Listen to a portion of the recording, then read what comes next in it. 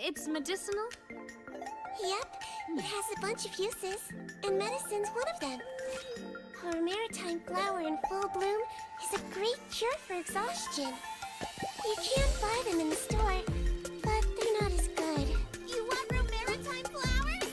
I know a place where there's lots of them! Really pretty ones! Off we go!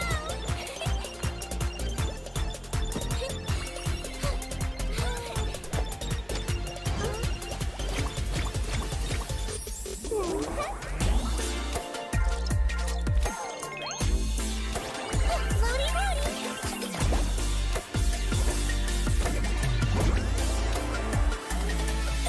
Calm down!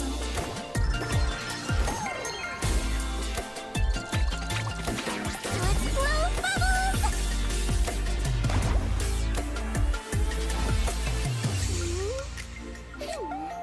I'll keep looking.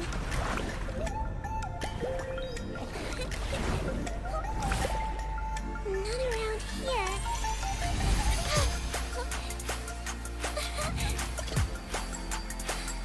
Petals contain all the good stuff.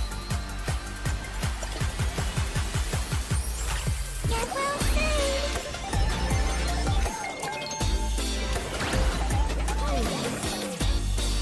Don't be nervous.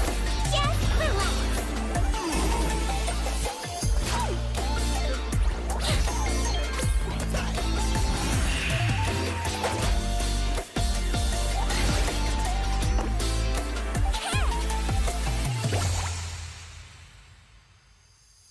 So, I made some herbal tea with added maritime flowers.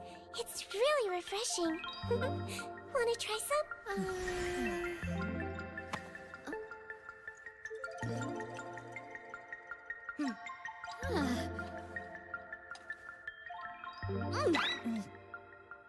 Of course. Why didn't you say it was so bitter?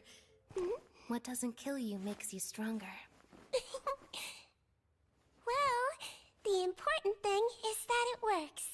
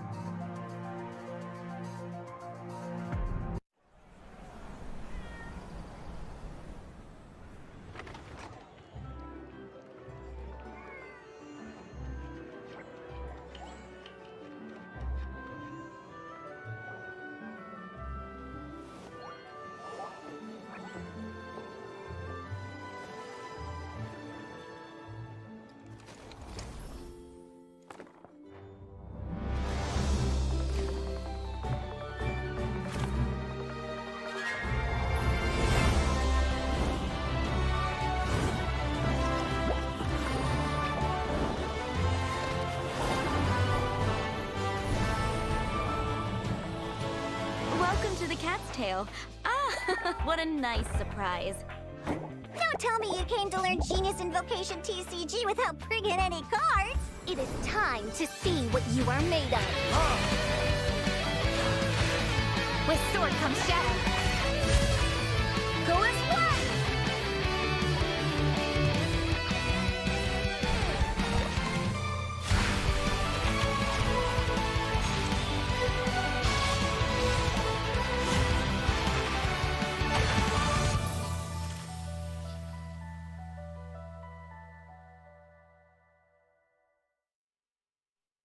Hello, travelers, and welcome to the Catskills Gathering North American Finals for 2024 Season 4. My name is Leah, aka Windflower Leah. I'm one of your casters today, And this is Bluff, of course. You're here at Invocation Academy. Welcome. You know, if this is your first time coming to the stream.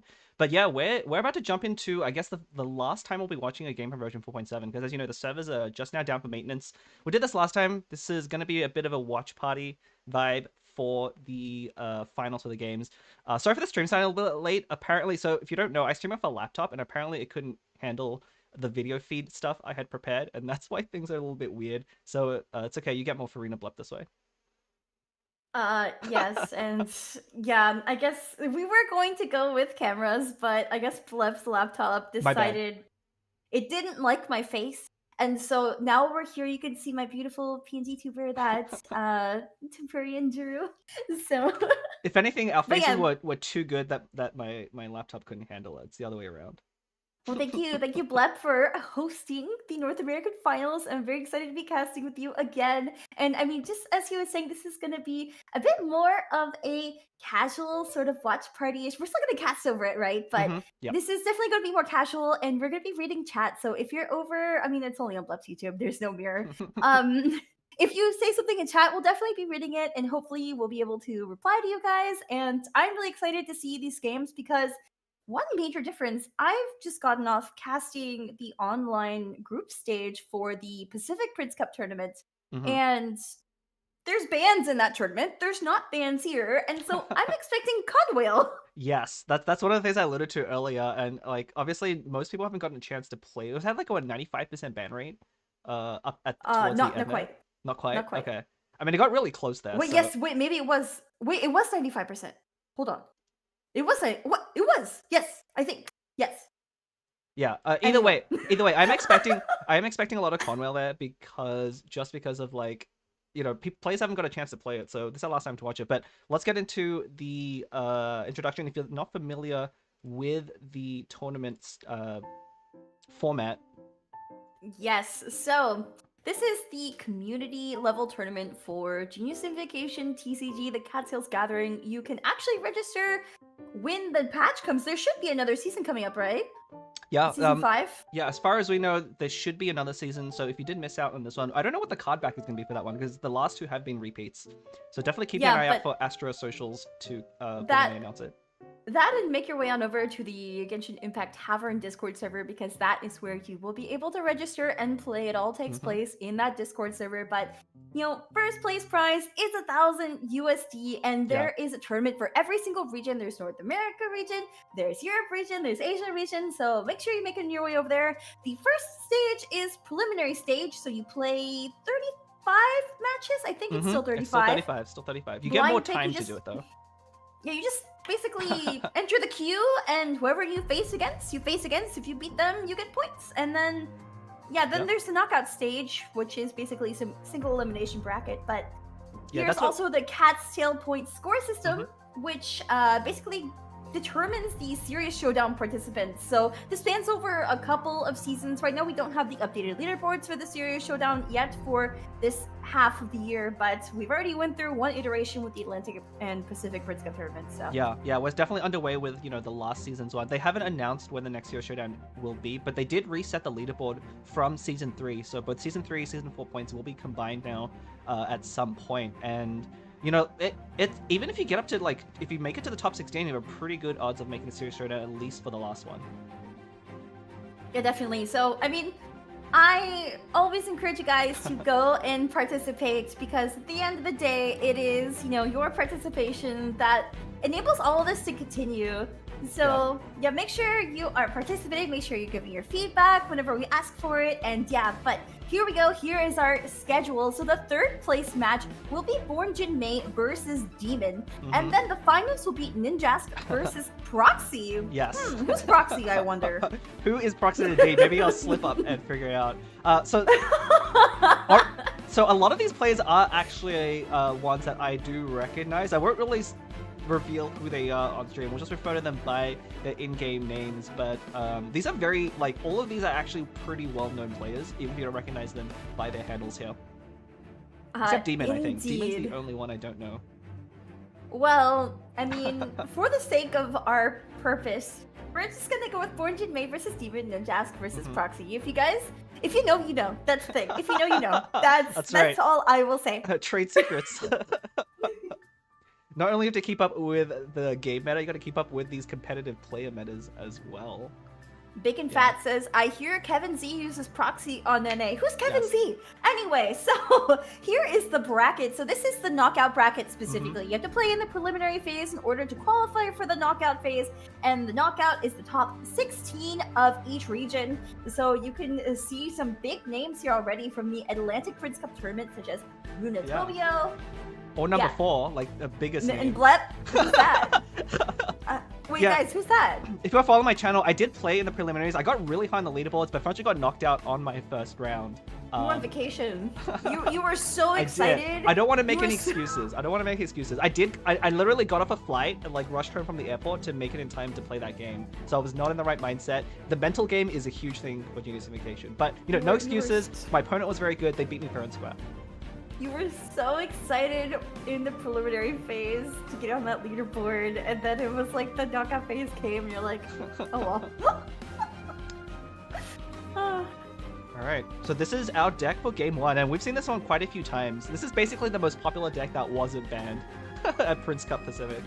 Wow, what do you mean? I've never seen this deck before in my life. Anyway, so yeah, they've been calling it Herald Claymore, and that is because it has Herald and 2 Claymore users. I've not heard that name yet. I like it. It's a little bit different though from the list that we've seen before. Notably, I see no Heart of Camarena instead double Golden Troop, no Herald Talent, and there's a Senyata in there as well with Arcane Courtyard. So not the most popular list that I've seen. This one looks a lot more combo centric as opposed to value. Like definitely going to try and pop off on round 2.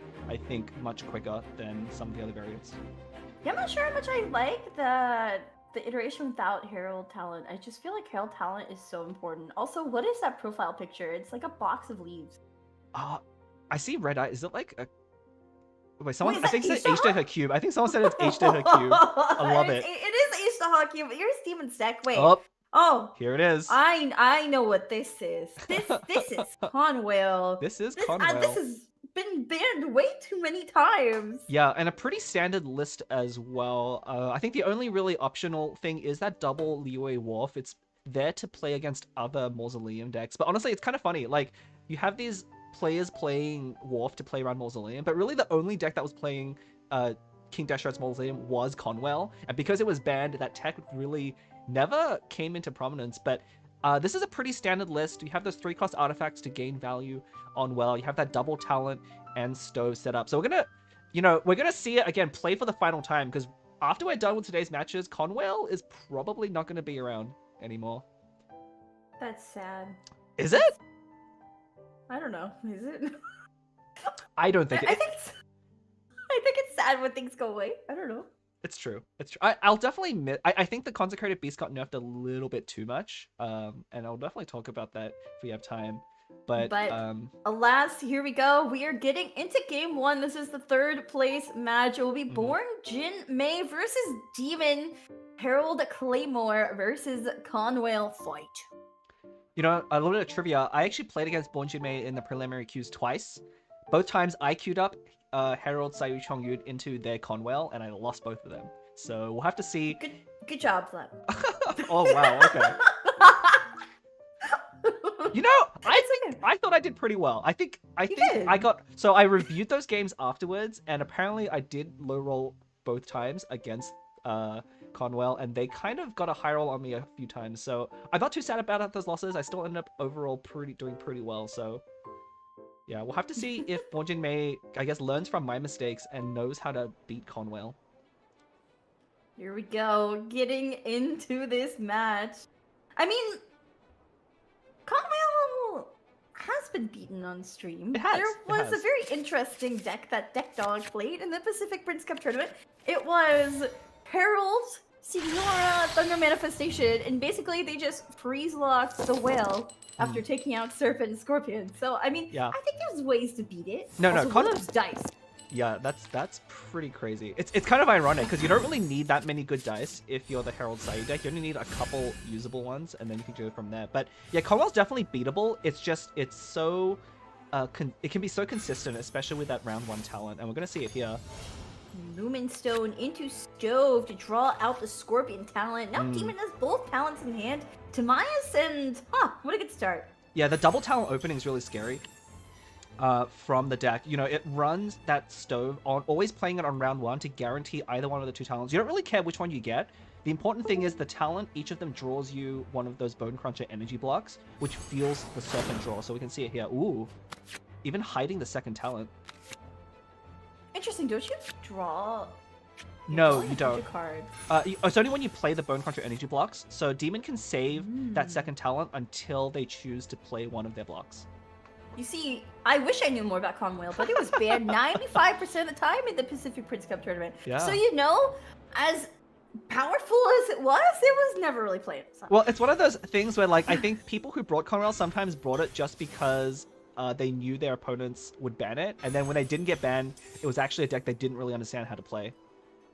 That's an interesting perspective, because I also think it was like, you know, if it doesn't get banned, it's probably because the person playing against it let it through because they figured out how to play around it as well. So. Yeah, there are definitely decks good into Conwhale, but the thing is, it plays well into so much of the field. And again, when you get these double talent openings, we have to see if Born Mei can overcome that. That was the hardest thing I found playing against the deck, was just like, if they ever drew double talent, it felt so unstoppable. Ooh. Yeah, but Born Mei equipping the Wolf's Gravestone, I neglected to mention that earlier, but Sayu's gonna have one heck of a turn. Those 3 Omni gonna go to Levin, and pretty good start, I think, for both players, but... I'm surprised they didn't play the talent. Oh, I see, they're not actually going to skill on 7. Wait. Huh? So, the talent, what? if you... Oh, I see. The reason they didn't play the talent is because the way Serpent talent works is you have to swap onto the character to get the dice, but Demon wanted to play the energy block on Scorpion. So there's, if they were going to do that, there's no way for them to use the talent this turn. So I guess they're saving it for another round. Ooh. There's the Adeptus Oh! on the Demon side. Oh, that Liar Song getting burned! Oh. That was a big slip up. They already burned a card. It was so early. That's not That is not great. good. Yeah, I mean, it's one of the dangers of playing Wharf. It's like, a lot of these times, because you're drawing so many cards with Serpent on round 1, your hand is so full, and there could physically be no other way to use up those cards. I mean, definitely misplay there by Demon. They should have tuned a card preemptively, you know, something that they don't need, just so they can draw into something that might be more relevant. Because losing that Liar Song is pretty big. I also think that Born Mei is gonna have a pretty strong round 2 here. You know, ramp sufficiently into this round, has a full hand of cards as well, and look at those dice too, they're perfectly usable. Yeah, well, speaking of ramp though, the one problem is, first of all, they don't have a Lumen Stone and they don't have a Timaeus on field. Those are the 2 key cards really that you want to be playing on round 1 to carry into round 2. All they have is a Golden House, which with the Courtyard will let them play Gilded, but I don't think it's quite enough dice for like a big round 2 that you really want from this deck. Getting the Ancient Courtyard after equipping the Gravestone on Sayu is definitely interesting. I mean, you could still go for an Ancient Courtyard free Gilded play, or you could also put down Timaeus and play that Gilded, but... For sure. At least they didn't burn their Liar Song. That's true. I mean, Liar Song is way more important for Born Mei's deck than for Demon's deck, but, you know, we see Demon with that Veterans. That would have been really nice if they could reset that with a Liar Song. People are saying in chat, by the way, so Plunge Meta Trust. Yeah. So while we're watching Demon feed the whale, what are your thoughts about Plunge Meta? I am so excited for Kazuha. In fact, I'm debating... So I might stream when the patch goes live, just so I can start trying out the new decks after this is done. I'll see how I feel, how much this finals tires me out. But I'm really excited to play around with Kazuha again. You know, I really wanted him to work and be good when he first came out, but not so. But I think the buffs and the changes to him are really going to matter a lot. Is Albedo playable now? Albedo's a bit different. I think he will be. It's just quick swap effects are so hard to find. Like Mona has been played forever because she has that free fast swap. Obviously you don't have to skill on her to do it, but Albedo's skill basically lasts the whole game. So I could definitely see him being played. The only problem is he is Geo. Geo's not in a great spot right now.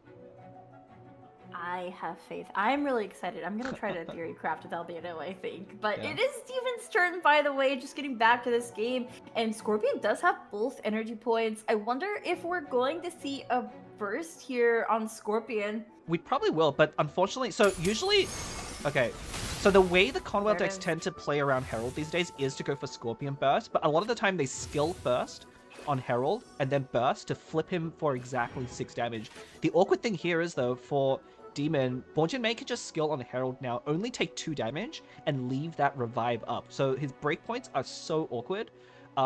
And part of that, I think, was, Bornjin May knowing to start on Chongyu. You can tell that yeah. he knows the matchup very well. Yeah, there it is. The skill from Herald taking 2 damage. The revive's still there at 1 HP, but it will be a swap over to Animal Serpent. And the rest of this prepared skill is going to finish, so... I mean, I guess... just gonna proc the revive now, right? Yeah, we're probably going to see... I mean, I don't actually know if Demon has access to the deck list, because these are closed. Actually, they don't know that Bornjin May doesn't run Herald Talent. Actually, it's funny. I wonder if Bornjin May specifically didn't play Herald Talent because he knew it was closed deck list and that people would play around Herald Talent anyway. And so I was like, no need to run it. That'd be really funny if we could, if we could ever find out. But yeah, this is probably just gonna be a Serpent skill. Serpent skill, you want to keep drawing those cards. The more cards you draw, the more you can fuel Whale. That's really what makes the deck tick. I mean, that's an important distinction to make, right? This is closed deck list as opposed to the open deck list format of the Prince Cup tournaments. And so you don't really know what is in your opponent's decks, and you won't know what you're even facing against until you get into game. So that's huge for strategy. Like, it's a totally different ball game you're playing here. Yeah, unless you play Conwell without people banning it.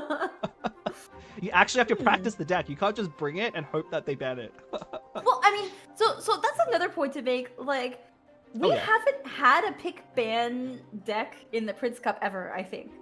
I feel like there's always something different getting banned in the Atlantic Prince Cup. And so going into the Pacific Prince Cup, it was always Conwell. It was like literally 95% ban rate. And that's the first time we've experienced that. So I feel like if you're going into this Catsteel's Gathering finals, you have to be expecting that your opponent is going to be bringing Conwell, and so you have to learn how to play around it and shut it down. Like, it is a double-edged sword in some ways, because if you know that your opponent's bringing it, like, you can't ban it, but you can shut it down. Yeah, we see another Herald skill here. Interesting. I think Bornjin May was deciding whether they wanted a Herald skill or swap over to Sayu. I think they were thinking that if they went to Sayu now, their opponent would probably go onto Whale, deny that swell right away, but Herald Prepare skill now making it pretty awkward for Demon to act. That's one of the reasons you play Herald in this deck. You kind of stall out your actions, forcing your opponent to perform more actions, spend more dice, while you get to use Prepare skills. Tune to swap the Scorpion. Interesting. Feeding that Whale. Whale already 12 HP. Yeah, I mean, So in that the end... skill... In the end, it may Go not on. matter. It's all about, like, whether that's... We see that Serpent Burst being charged up. We see that Demon does have Adeptus in hand. So you haven't played against Conway before. 2 energy blocks plus Adeptus Serpent Burst is exactly 10 damage. So Bornjin May always has to be playing around that before going to Sayu. And that's probably why we had that Herald skill earlier. I'm not really sure if I like this Mausoleum right now. I mean, I guess it's fine, but Bornjin May could definitely play around it, right? Yeah, for sure. I mean, you have that extra dice. If you're going to want to stay on Scorpion anyway, you might as well play it. Either way, even if you only proc Mausoleum exactly for 4, that's still 2 cards on top of your opponent's deck that are Forbidden Knowledges. It's something. It's better than nothing, right? Wait, this is gonna be Ancient Courtyard into Free Gilded. Wait, Sayu's just gonna go for like a squad wipe right now. I mean, that's really how you need to beat Conwell, right? Actually, it's really hard to keep up with them into round 3 when Whale gets really big. So your goal is to take out either both Scorpion and Serpent, and then just use Freeze to lock out Whale, no matter how big it gets. There's the Liar Song, drawing back the Gilded. I wonder if they're even gonna play Boar into Gamblers to replace it and 100%. just go for the full thing. There's the Boar! There's the Gamblers! Yeah, This is gonna be so bad for Demon. Yeah, this basically means they can't swap over to Serpent. I believe Whale can tank another prepared double hit. It's gonna hurt. But if they go to Scorpion, it's just literally over. I mean, this is how you beat Conwell. You really have to go for that round 2 play, because if they can get you to round 3 and still have 3 characters alive, they can play round 3s effectively enough to really shut you down. I mean, what are you supposed to do about this if you're Demon? Because, like, yeah, you just swap the Herald if you're born Jin Mei, and then, I mean, Demon has that Adeptus Burst on Serpent. How are you going to use it on the people who matter? We'll have to see if... I think Demon should have a quick swap in the deck somewhere, so that would probably be what they'll have to rely on. A quick swap burst onto either Chongyun or Sayu might be necessary here. The good thing for them, though, is Born Jin Mei has no support on their side of the field, right? Like, even though this looks really bad right now, they don't have a Timaeus or a Lumenstone active, so they don't have any extra dice coming into this round. So as long as Demon can shut down Sayu, because she has that Wolf's Gravestone and the Gamblers, then it's still looking pretty winnable for Demon, honestly. This is honestly, so what I was talking about earlier though. So you know your opponents are going to be bringing Conwhale. And so this is a double-edged sword for the person playing Conwhale, because like, yes, it's a strong deck, but if like your opponent has that foresight into what you're playing, then that could actually be a disadvantage for you. Yeah, for sure. I mean, you know, on one hand that's true, but I feel I've been burned by that in the past where like I tried to next level my opponent by bringing a counter deck, and they don't bring it, and I just lose. Yeah, that happened to me in the Serious Showdown. I expected my opponent to be playing Jet decks, and then I kept bringing like a Mew, a Wanderer version of a deck, and I never. Okay, but why did you ever play Mew? Like that's just your fault for playing Mew. Binzu convinced me it was good, and then I listened to him like an idiot. Wait, both of those Adeptus were just tuned. Oh yeah. So I think this is because Demon wants to guarantee the discard onto Countdown, most likely. But now he drew another 3 cost, so he's either gonna have to play it or discard that one as well, or tune it. I mean, yeah, at 9 HP stack, so that skill goes up in damage for every 3 health whale gained. So right now it's 1 + 3, 4. Yep. I mean, it really doesn't matter because all Demon is looking to do is trying to survive this round. I think if he can survive this round and take out Sayu with that Serpent Burst, then he may be able to put it into the next round and win with Whale from there. Once that Hydro Aura is gone. But it's looking pretty difficult. I think Born Jin Mei has really maneuvered himself into a winning position here. You know, that Herald on 2 looks bad, but it's exactly what he wants, right? If Herald gets taken out, we just go to Chongyun. Yeah, exactly. Those Hydro Auras are on both Serpent and Whale, and there's only so much you can do when you get freeze locked. That's why everyone's been playing freeze, but okay. What are we doing here? Yeah, we just equipped... I really don't like this at all. We just spent 5 dice equipping 2 artifacts, which I don't think are going to come up this round, right? We just equipped re-equipped Veteran onto Whale without any discounts, as well as Clam, which only heal 2 HP, and on Serpent as well. That Clam is meant to go on Whale, right? The combo that usually happens is you put Clam on Whale, it gets max HP, the healing adds to your damage, and gets you to like 7-8 damage skills, but I actually don't know what's going on here. Tuning Bone Crunchers. I mean, so yeah, Countdown gets discarded. We have the 0 cost now, and Whale gains some HP. I don't really know what's going on, because like you said, Born Jin Mei should just go to Chongyun here. Yeah, we should be going to Chongyun. I mean, you're kind of forced to go to Chongyun, right? If you go to Sayu, then your opponent will just take out Sayu. Whale is doing, let's see, 10 stacks should be... Oh, it's only 4 damage. But your opponent has 2 cards in hand, so if they tune 2... Actually, that's not enough. Wait a minute. Can you actually safely go Sayu here? Oh, no, but... I don't think so. No, I don't think so. You saw them, I don't think so. You saw them discard Countdown, so if you hit Whale here, Veterans will draw that Countdown off the top, which means it's 4 new cards for Demon. Although, funnily enough, if you draw with Countdown, all your dice become Omni, so you can't tune anymore to feed Whale. So if Born Jin Mei wants to, I think there's actually... There might be a window where you could actually go Sayu here without risking it if you think your opponent doesn't have a good hand. Part of the problem, like, even if you played 0 cost Countdown right now, you only have 4 dice anyway. So how much are you going to be tuning? Yeah. I think Born Jin Mei just sweeps right now with Chongyun. I mean, either way, I think you go Chongyun, and then if your opponent swaps to Serpent, you could just freeze Serpent as well. And I think that's a fine follow-up. I mean... I guess Born Jin Mei doesn't know that Adeptus was tuned twice. Yep. But here's the Countdown. is Demon gonna be playing it? You need to search for that fast swap, right? Honestly, we could just see a slow swap here. If your opponent doesn't have... Oh, it is going to be the There countdown. it is. Did not draw the fast swap. So, No.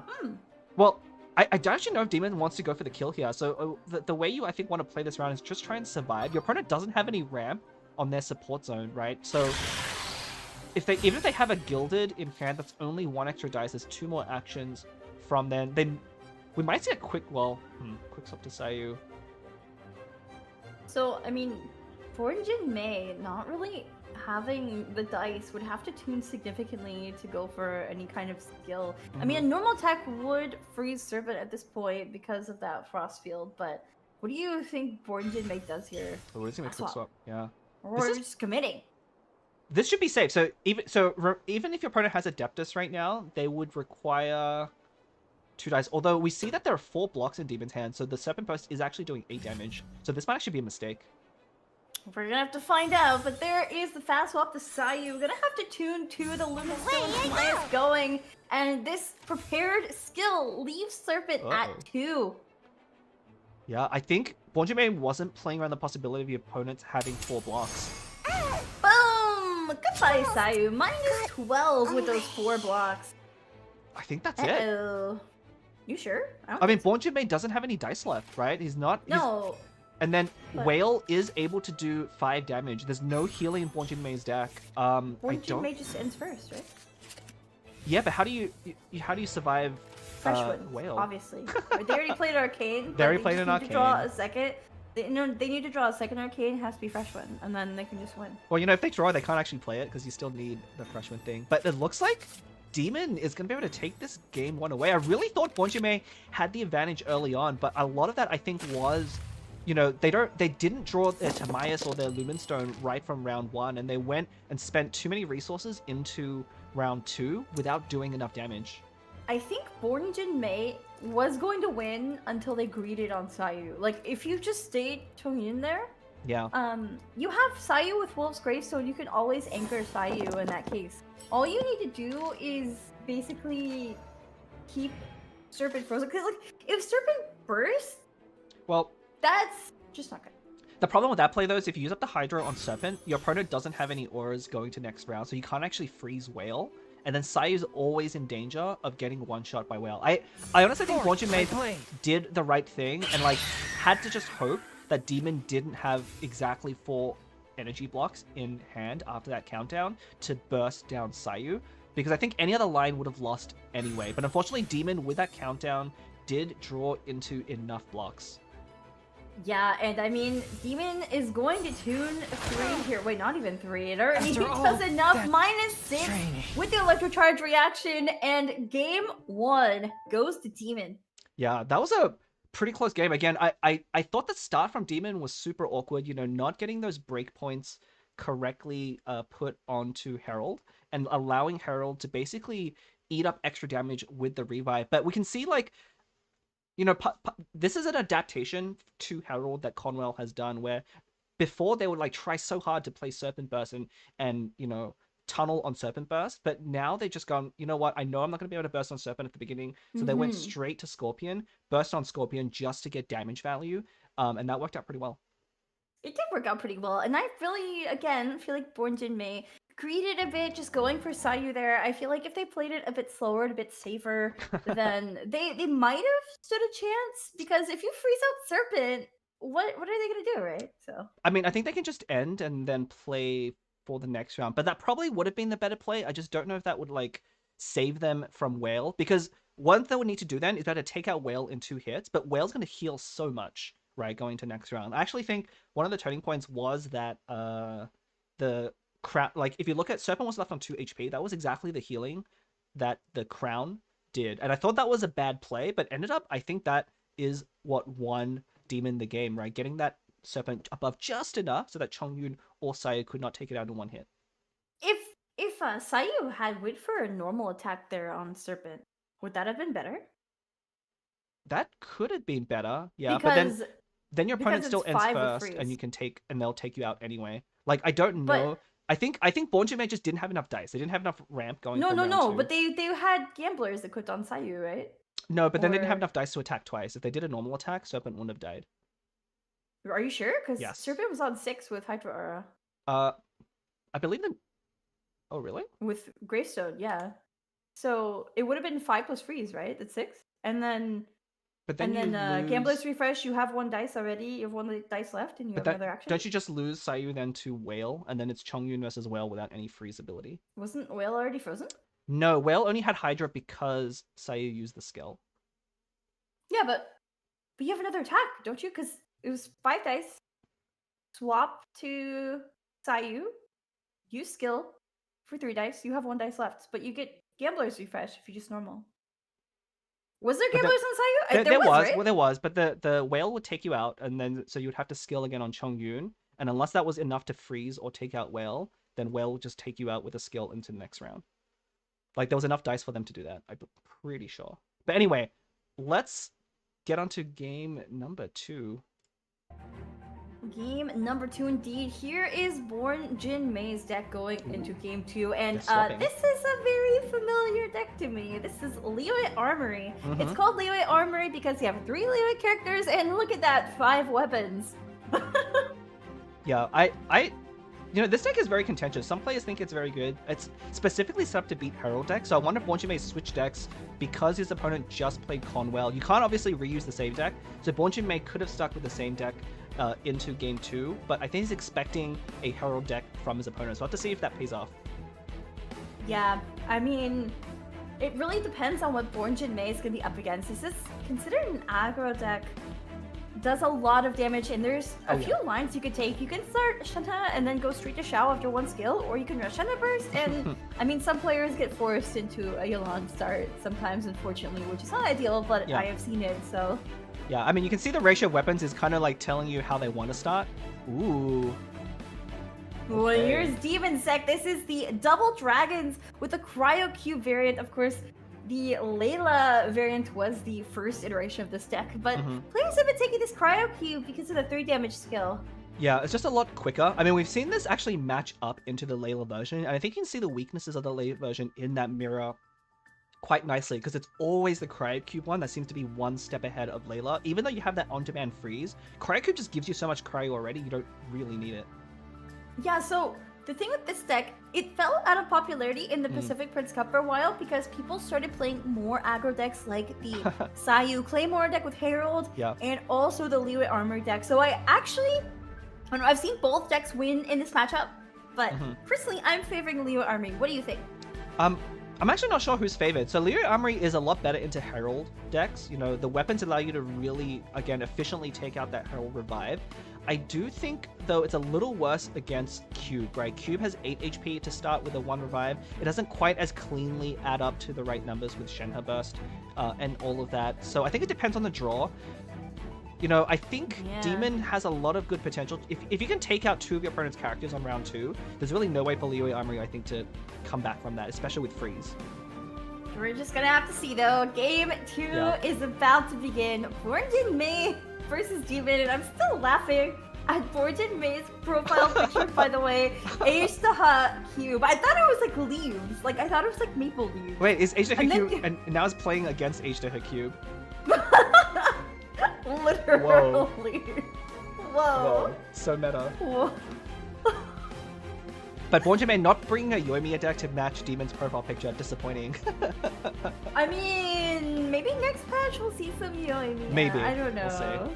I'm pretty excited about next patch, though. I mean, we're going to see a lot of changes, because Lumenstone, in particular, is going to be a huge change, because both of these decks are running Lumenstone. The fact that an aggro deck like Born Jin Mei has in Liyue Armory is running Lumenstone should be a pretty clear sign the card is busted. Yeah, I mean, do you think that Yoimiya is going to see play with the Overload changes? With Overload, with Chevreuse? I don't think so, because... Well, wait, what do you mean? There's no Overload change specifically. Well, it's just not that Chevreuse. the reaction's getting changed, but Chevreuse... Yeah, I don't think you would play them together, because I think Chevreuse really wants 2 Electros. So, you might be happy to hear, I think... I might try this on stream later, but Chevreuse Sino, I think, is looking pretty good. Did you just say Sino? Yeah, I mean, Sino got buffed. Wait, Wait, so I think Sino will actually be good. He's gonna be playable in Maybe. Really? Well, okay, I don't think Chevros is going to be competitively playable, but I think Chevros Sino is going to be actually a really fun and strong deck for Overload. I hope Definitely you want to give eat it a try. your words. I hope you eat your words. I want Sino to be a meta, but here we go. Countdown right off the bat from Demon. Mm-hmm. And that's Lots of really good cards. That's a start we've seen so many times. You know, Countdown, ironically playable at 3 dice. I've said this a couple of places, but if you haven't thought about it before, Countdown is just 3 strategizers in a trench coat. What? I mean, not wrong. It is. Well, 3 strategizers are better, but Countdown is also just 3 strategizers wrapped in a trench coat. But it's 2 strategizers with a markup. You know, you have to think about it. If you think about playing out 3 strategizers and what the end result of that is, it's the same as Countdown. Demon's gonna have to play another card here, not draw with a leave-in. We'll probably see Maya's leave it down. Yeah, we'll probably see just a heart go into H to heart. You don't want to put it on cube, because against Leeway Armor, you're almost certainly taking a hit on that first round. Yep. I can't see the weapon that Born Jin Mei has. Oh, okay, wait. Sumi had like I remember on the stream, he was like, this is how you tell from the bottom. We can't see the bottom. I think that's a King Squire. Otherwise, you wouldn't start on Yelan like this. True. I mean, there's Limit Stone. I guess we're gonna have to find out. Maybe we see Wagner go down right now? We could see, well, that's actually interesting. If you Wagner, you can I think you always Wagner. Wagner, Golden you House. can Wagner, Golden House, King Squire. Yep. I think that's pretty reasonable. Looking at your dice, you know, you have 2 Geo dice. What else are you gonna do with those 2 Geo dice? Right? I would. I think you play Wagner. I mean, he's like a blacksmith, and so I think Come on, Geo Born Jin Mei. dice work perfectly for him. You're playing an aggro deck. No thinky, just play. What do you mean I'm thinking? Okay, there's the Wagner. Okay, actually that Master Zhang draw is huge. Oh, Moonpiercer. Because that's exactly the card you want to draw after playing Wagner and a weapon. Because it should let him play that Moonpiercer for free next round. Countdown. Are we gonna play Countdown? No, I think you're an aggro deck. You want to push damage. So I think we're going to see that King Squire equip onto Yelan and just go for a skill normal attack, draw an extra card, and then keep pressuring next round. Skill normal? What if you just skilled and then played Countdown? You already played... Wait, did Born Jin Mei already play Countdown? I guess they haven't. The thing with Countdown is you already drew... Oh, wow, okay. There we go! Yay! Fine. Oh, double quick swap! What? Okay. Interesting. Are they gonna play Master Zhang? No, okay, Opera? Okay, definitely not Master Zhang. No, they have to keep a dice to Squire. skill here. I'm still surprised at that Countdown. I think you should have saved it for next round. Boom! Mostly because your dice are already good that round. Like, you had enough dice to do the skill and a normal attack, I think, even without Countdown. And Countdown might be important to fix your dice at the start of next round. Aggro decks really have a hard time if their dice roll poorly, and ooh. Okay, but the thing is, that's why you have a bunch of weapons. So that you can just discount your skill or just tune everything or use the dice that don't work to equip a weapon. It's true. I still like pushing damage, but, you know, it is possible damaging cube here is not as important. Oh, I see. Okay, so what Born Jin Mei might need to go for... I didn't realize the breakpoints work this way. So if you did a normal attack, you're going to do 3 damage, which would leave cube at 1. But I think Born Jin Mei wanted to set up a turn where you can skill again on Yelan to perfectly flip cube. That is a good hypothesis, I think. But it looks like Demon is gonna go for a Lumen Stone right off the bat. Has to minus the 3 stacks so that Gilded is totally free, and double Lyre Song Boar. That's scary if you think about it. This is definitely a scary hand from Demon, right? We see, as you said, double Lyre Song. It has a Gilded to go along with that, plus plenty of draw, and now, ooh, digging into even more. And this is part of the reason why Countdown is so good in these decks. Like, you might think playing 3 to draw 4 cards is very expensive, but you know, these decks live and die off of drawing the right combination of cards, and having 4 extra cards starting off is just so much consistency. I mean, like, it is ideal to have a full hand of cards going into round 2. Yeah. Back in the days of early Magic, this was a dream. Can we also mention that Demon also, remember, they burned a card in last round and still won, so... We'll see if they burn any cards this round, because that is definitely... Every card can, like, be 1 or 2 extra dice. And so we Well, could have just been listen. falling short. I think Born Jin Mei could have won that game. So that is a different debate. I think what's unfortunate that Lumen still procced after playing Parametric and drew into Seed Dispensary. Oh, and yeah. I think it's the other way around. You Yeah. want the Seed Dispensary first. Whoops. Yeah, definitely, you know, drawing your cards in the wrong order is always painful. It's just like the classic days of Bennett talent right after Bennett burst. That's a classic. Although we haven't seen Bennett again. He's been just gone for like so long. No one's playing Bennett. It's just too slow, apparently. He's not going to be good next patch either, right? Because you were saying Chevreuse wants to be paired with 2 Electros. So when would you ever play Bennett Chevreuse? I mean, we'll have to see. Bennett, I think, has a hard time, especially with like, even though not many people are playing the Orobashi, the Ancient Battle, because that really Snake. shuts. Yeah, Snake. Well, we already is Serpent Snake though? Like, is there already a snake there? No, Serpent. That's Serpent. Okay. Yeah, and Serpent and Snake. Okay, it's getting too confusing. What if they release an actual regular whale, and then we have to call whale Narwhal again? Why would you ever call Will Narwhal? What if they release like an actual whale? Wait, I don't know. What actual whale would there be? Anyway, look, Cryocube's Revive Yep. already getting procced with this Yelan second skill. I wonder if Born Jin Mei might even go for first. That's a good question. I don't think Yelan Burst is that important. The problem is none of your attacks, none of your characters want a normal attack. This reminds me of, you know what this reminds me of? I did a draft stream once where we made what we called Bootleg Mew, where I had Yelan as my Hydro character. And Xiao, actually. I had Yelan and Xiao. But it was just like, they never work together because Xiao doesn't normal attack until you get to Burst. And Shenhe doesn't want to either. So there's no reason to go for Yelan Burst. She's just here as a Liyue character that happens to be a bow user and can equip Moonpiercer. Just have like support cards in your deck that maximize energy. And then do all of the bursts. All the burst. We'll have to see. I don't think I've seen a Yelan Burst on... I mean, it does a lot of damage now. Ooh.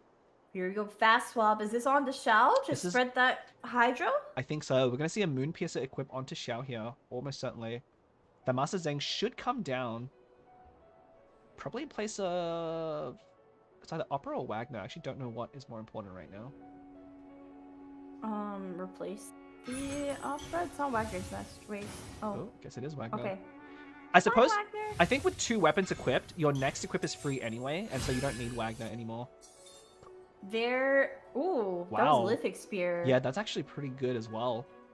Lithic Spear, Moonpiercer though. it's super efficient against... Because I think Demon definitely wants to try and deal a lot of damage on Ancient Hall and Nuvolet next round, and that Lithic Spear is going to be able to buffer Born Jin Mei's HP quite a bit. In fact, drawing 4 out of 5 weapons in this deck is exactly what you want. This is quite a good roll. I feel like the only thing Born Jin Mei is really missing right now is Gamblers and Where's the Unseen Razor. I feel like if he had those cards, it would be kind of over, but Cryocube will go down to a Xiao skill, not playing that Fresh Wind of Freedom just yet.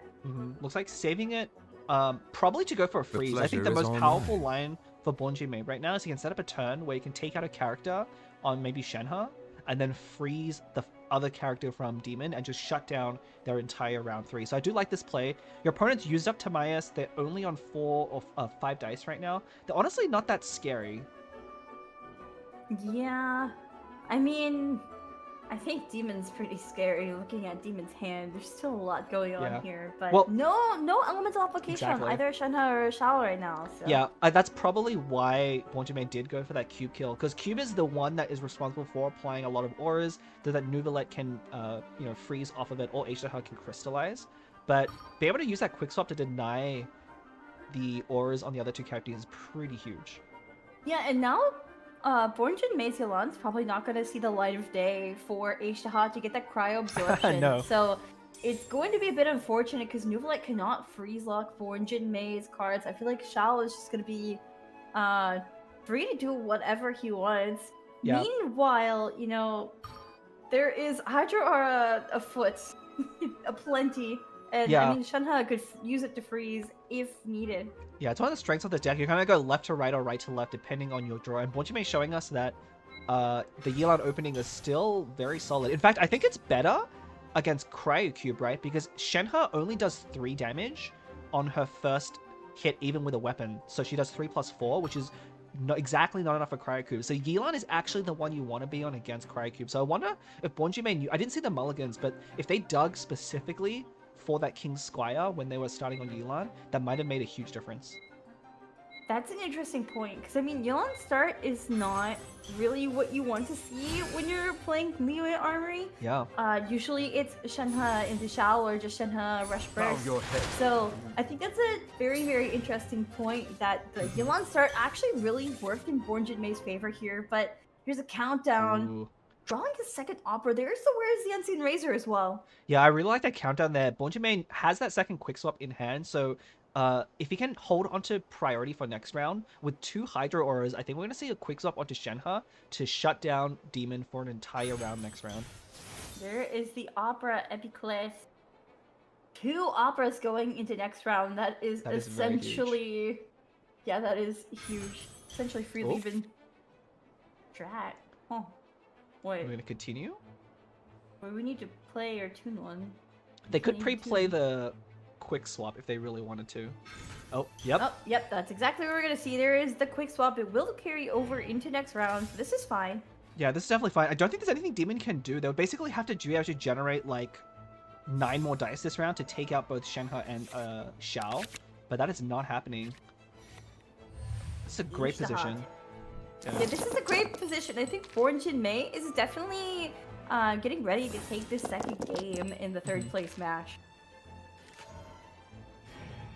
Yeah, All you right. You kind of see the power. So this Liyue Armory deck, it was basically built specifically to target the meta decks. I think if you try and play it, you know, in the co-op queues, you might actually lose to some like very random decks because it's not built, you know, to work around all these breakpoints. You saw like how exactly Yelan's damage took out Cryocube. Same thing if you face against Herald decks as well. It's just perfectly crafted for these situations. Wait, this is gonna be a huge turn for Born Jinmei. So Uh-huh. the dispensary playing Moon Piercer onto Shenhe, Yep. using basically all of Master Zhang right now. Wait, play Poor Princess. Sunyata the Master Zhang. There's the free Wagner between Sea Dispensary and Sunyata discount. Yep. And now you could play Where's the Unseen Razor. You could play Rhythm. There's so much you could do here. What do you? It doesn't really matter. Bonjime is kind of saying like, look, I'm the magic deck now. It just generated like 10 dice in one round. It's Maybe it should crazy. be Magic Armory. Why is it Leo Armory? That was magic. There's the Rhythm, and now the weapons are totally free. And if you wait, Where's the Unseen Razor first? Taking the Moon Piercer back from Shao. What? No, you definitely want a skill first. Yeah, Okay, you need to use there up we that go. buff. Okay. Why? I'm not sure what the reasoning behind needing to do that is. Maybe just playing it to just in case there's some weird line with able to take out Xiao and lose his weapon. But yeah, I don't. Hmm? Wait, I know why. Because this is closed deck list, and this Cryocube, this Double Dragon Deck sometimes runs Judgment. Oh, you're right. Playing against Judgment. Okay. Okay. Well, okay. If that was the case, they maybe should have played Fresh Wind, but maybe it won't come up this round. But this is over for Demon. Like, he's gonna This get his is- Azure frozen, and then Shenhe has infinite Unleash! dice. Yeah, this is definitely over. So I mean, Wow. that weapon equipped the Moon Piercer over the old Moon Piercer also gives the dice because of. Oh wait, oh treasure! Wow, treasure, Treasure? treasure. I mean, Treasure can save you from a Shatter, Do which does nothing. 5 damage here, but Does nothing. Bonjime has 9 dice. That's 3 normal attacks. That's more than enough. Just shatter. Yeah, you just Shatter. I think. You just shatter. Boy, wouldn't it be You great? have 9 dice. Wouldn't it be amazing to have a card that could break you out of freeze? Oh, are you foreshadowing next patch? Perhaps I am. Okay, Wire Song the Veterans, right? Hmm. Wire Song the Veterans. I mean, this is just stalling the inevitable, right? Like, you're 100% losing this round. I don't know how, as Demon, you could possibly come back from this position. Magic, right? I mean, it's You know? Well, yeah, now, Master's bidding! if Ancient Heart can't be shattered, you just Shenhe Burst here, and now, not only are you threatening even more damage in the round, remember, Shenhe Burst buffs physical damage. So now the Physical shatters... and cryo, Yeah, now the shatter's doing 6 damage, so you can't even treasure your way out of this on Nouvelette now. No, it is This over. is a bit Dude. You know what's stronger than H to her cube? The 3D H to her cube. The 3D? Is this not 3D enough to you? Well, no, Bonjime has 6 H to hers because it's an H to her cube. Demon only has 1 and a cube. You see? It's simple math. It's simple math, Leah. Just come on, keep up. Is it only 6 H-Dahas? Because I'm looking at the faces of that cube, and I see multiple H-Dahas there. I guess I see guess multiple so. pairs of red eyes. That's technically true. That's like a bunch of H-Dahas stuffed into a cube. This sounds like one of those like games you see at fairs. It's like, guess how many, balls are in this jar. Guess how many H-Dahas are in this cube. If the closest one gets a prize. No Okay, actual prizes what's are being your guess? offered. What's your guess? Well, I mean, it's pretty simple. If you just count up, like, it looks like each side has 5 H-Dahas. It's probably 30 Okay, but H-Dahas. are there any H-Dahas inside the cube behind the ones you can see? Oh, that's a good question.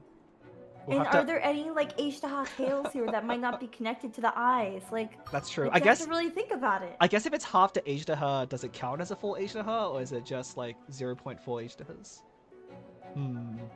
We're really asking the big questions here. The very important TCG. How wide are the related H-Dahas? questions. This game's over. Okay, yeah. One of my complaints about the meta right now, I see it perfectly. Even though the game is 100% over, there's just so many actions you can still do that we're still watching Demon play out cards. Like, I think that's really a point against a lot of the cards these days. Between Treasure, Lumenstone, Liaison, all the card draw, you can just kind of, I don't know, just make actions for no reason. Blep don't know. slandering TCG. Look, it's an honest Not my critique. caster. Hashtag. I'm pretty excited for next patch because a lot of these cards that we've seen played here are going to get, I wouldn't say made unplayable, but they'll be toned down just enough that they're not as consistent. Like Treasure's taking a hit, Liaison's taking a hit, Lumenstone, of course, we already mentioned. The pleasure is all mine. I think all of the changes are very fair. In fact, if you want to know what I think about if you want to know what I think about the changes, I will have a video that will go live after the stream ends. Hey, you can't call me up for advertising on my own channel. Can you plug my streams too? I can't. Well, why don't you plug your streams? Okay, so I'm going to play Genshin 4.8 tomorrow. Tomorrow? Join me on twitch.tv/wingedflowerleah. Yes, for sure. And maybe I'll play TCG. Anyway, so like you said, Plebs, like literally it feels like 2 minutes ago. This game is still going on. Born Jinmei has 6 dice. Yeah. What is happening?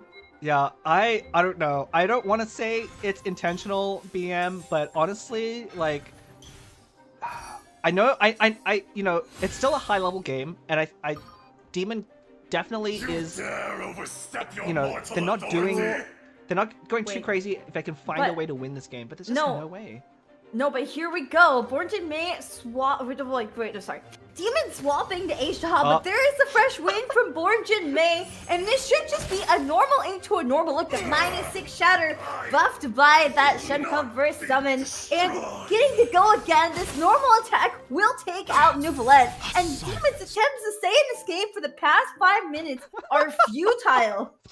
You know what's really funny? I think that fresh win was just Born Jinmei saying, I don't want you to stall another 5 minutes, so I'm just gonna play this so I end the game now before you can do that again.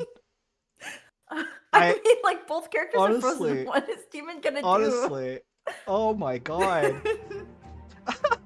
Like I Demon said, thinks he's playing a stall deck. It's hyper magic. I know. I always want to give players the benefit of the doubt that, you do have to play to your hours. These are high level matches. There's quite a lot of money on the line. Even, I mean, this is our 3rd place match, so I believe it's like $150 difference between 3rd and 4th place. But yeah, the writing was definitely on the wall there. Really not much to say about that. Born Jinmei drew the perfect opener against, the deck, played it perfectly. I don't think they slipped up at all, and that was it.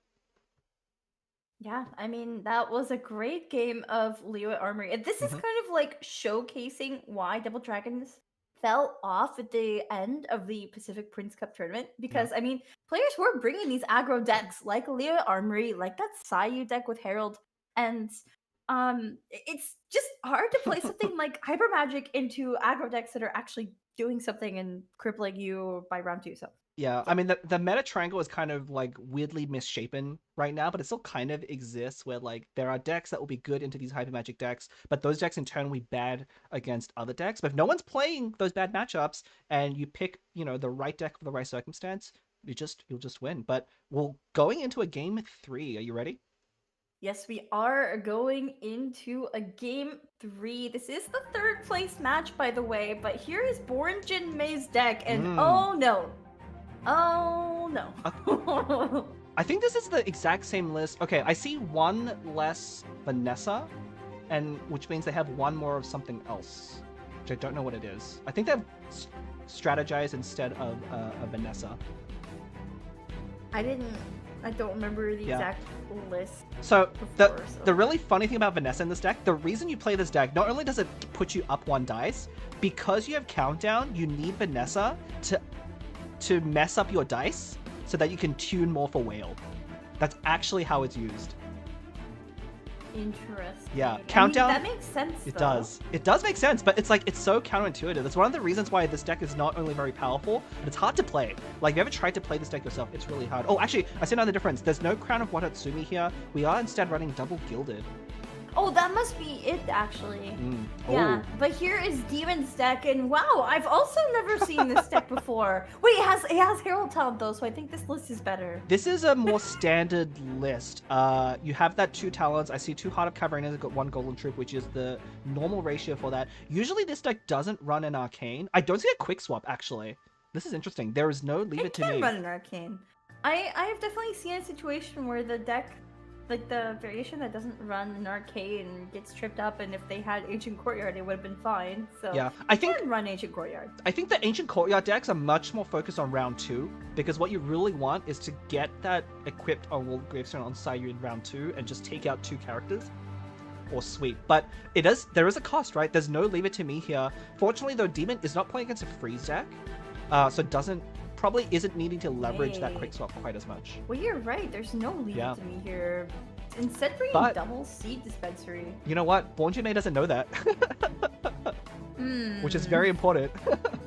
That is true, actually, because this, just a reminder, is closed deck list format. So you have no idea what your opponent's going to bring, except I think in this meta, you know exactly what your opponent's going to bring, but you don't know what's in their support cards. But here we go. This is game 3. This is the game that is going to decide this 3rd place match. So will it be Born Jin Mei on this Conwhale deck, or will it be Demon playing Herald Claymore? Find out next week. When did you come? Okay, bye guys. No, it's not. When did the Herald Claymore? Like, who came up with that name? It's very important I know who first coined that term. I think Kojo? Maybe? Was it Kojo? Okay. Might have been Kojo. Gotta give credit where it's due. It's Herald and then 2 Claymore users, so why not? Yeah. You know what deck I'm missing is Treasure Delivery, just because of the name. I think I told you about this, but literally the moment you said that on stream, you're trying to take credit from my look, creation. It was a joint effort. What do you mean it was a joint effort? You never said anything to me. I came up with that on the spot. I said it. Treasure Delivery. Okay, I have people that will back me up that I put it into chat at the same moment that we heard it on stream. We have a delay. You said it after I created it. True. The delay. I guess technically because of the delay. But here we go. Okay, how about this? How about this, Blep? Great minds think alike. Also true. I can agree with that. That's because great minds think alike. That's why you agree with that. Anyway, we're finally getting out of these dice rolls. So, what cards do we have here? Hero Talent already right off the bat. Yeah, Herald Talent pretty important actually in this matchup specifically, especially because your Herald goes down very quickly.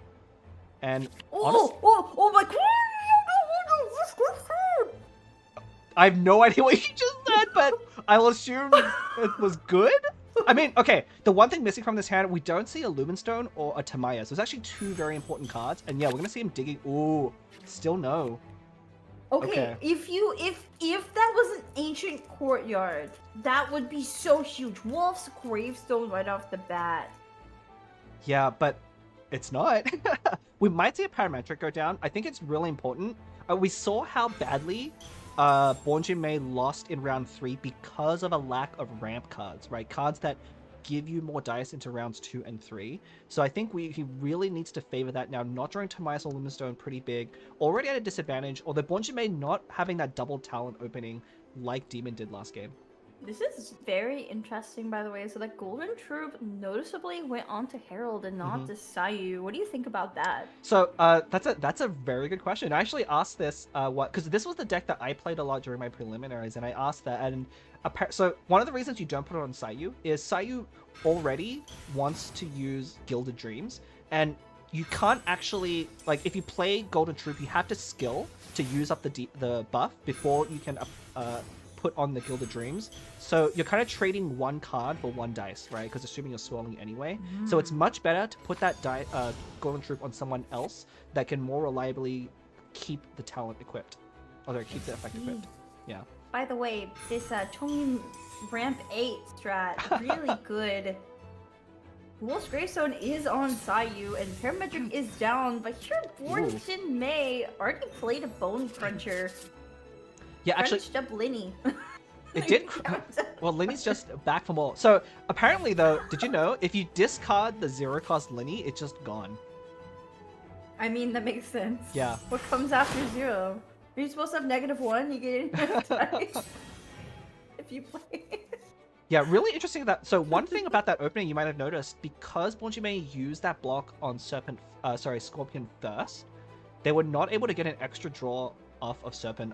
I'm really curious about that Scorpion start. Usually you do just start on Serpent, so you can play that talent, skill on Serpent right away, and then swap off afterwards. So I'm curious what this opening is meant to do.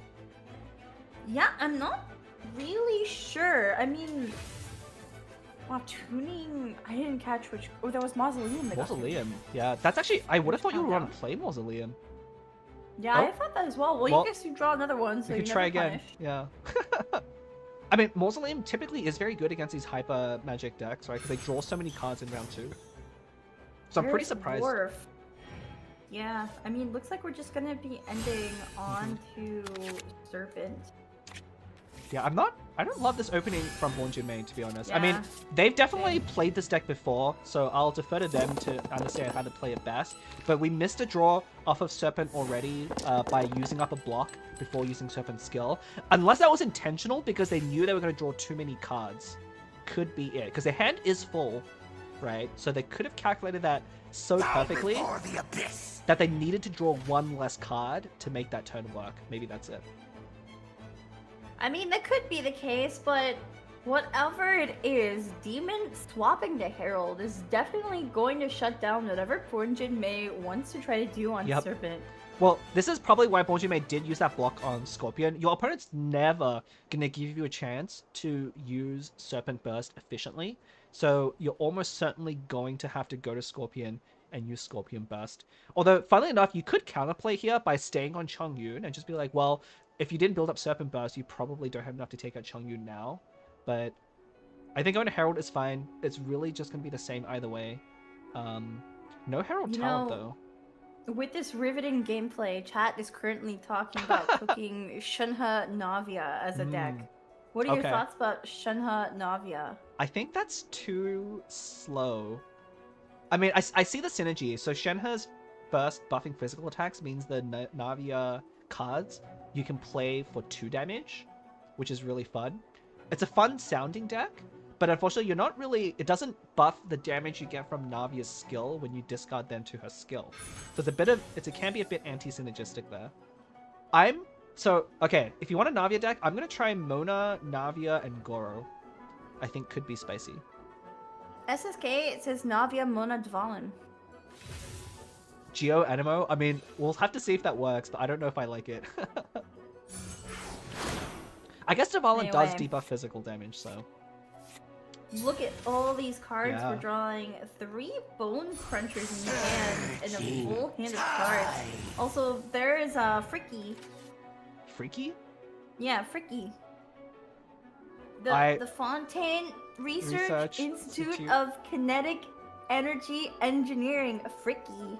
But that's not what the card's called. It's just like something Laboratory runes, whatever. Yeah. It's literally the Fontaine Research Institute. It's freaky. It's freaky. Uh-huh. Listen, I always want to say freaky on the official Genshin cast, and I feel like I can't say it, so You I'm can't, gonna 'cause say it's here nonsense. on Bleph's channel. It's nonsense. It's freaky. Uh-huh. Freaky Chat will Friday. agree with me. Chat, I'm reading chat, so if you agree with me, everyone say freaky. Freaky. There we go.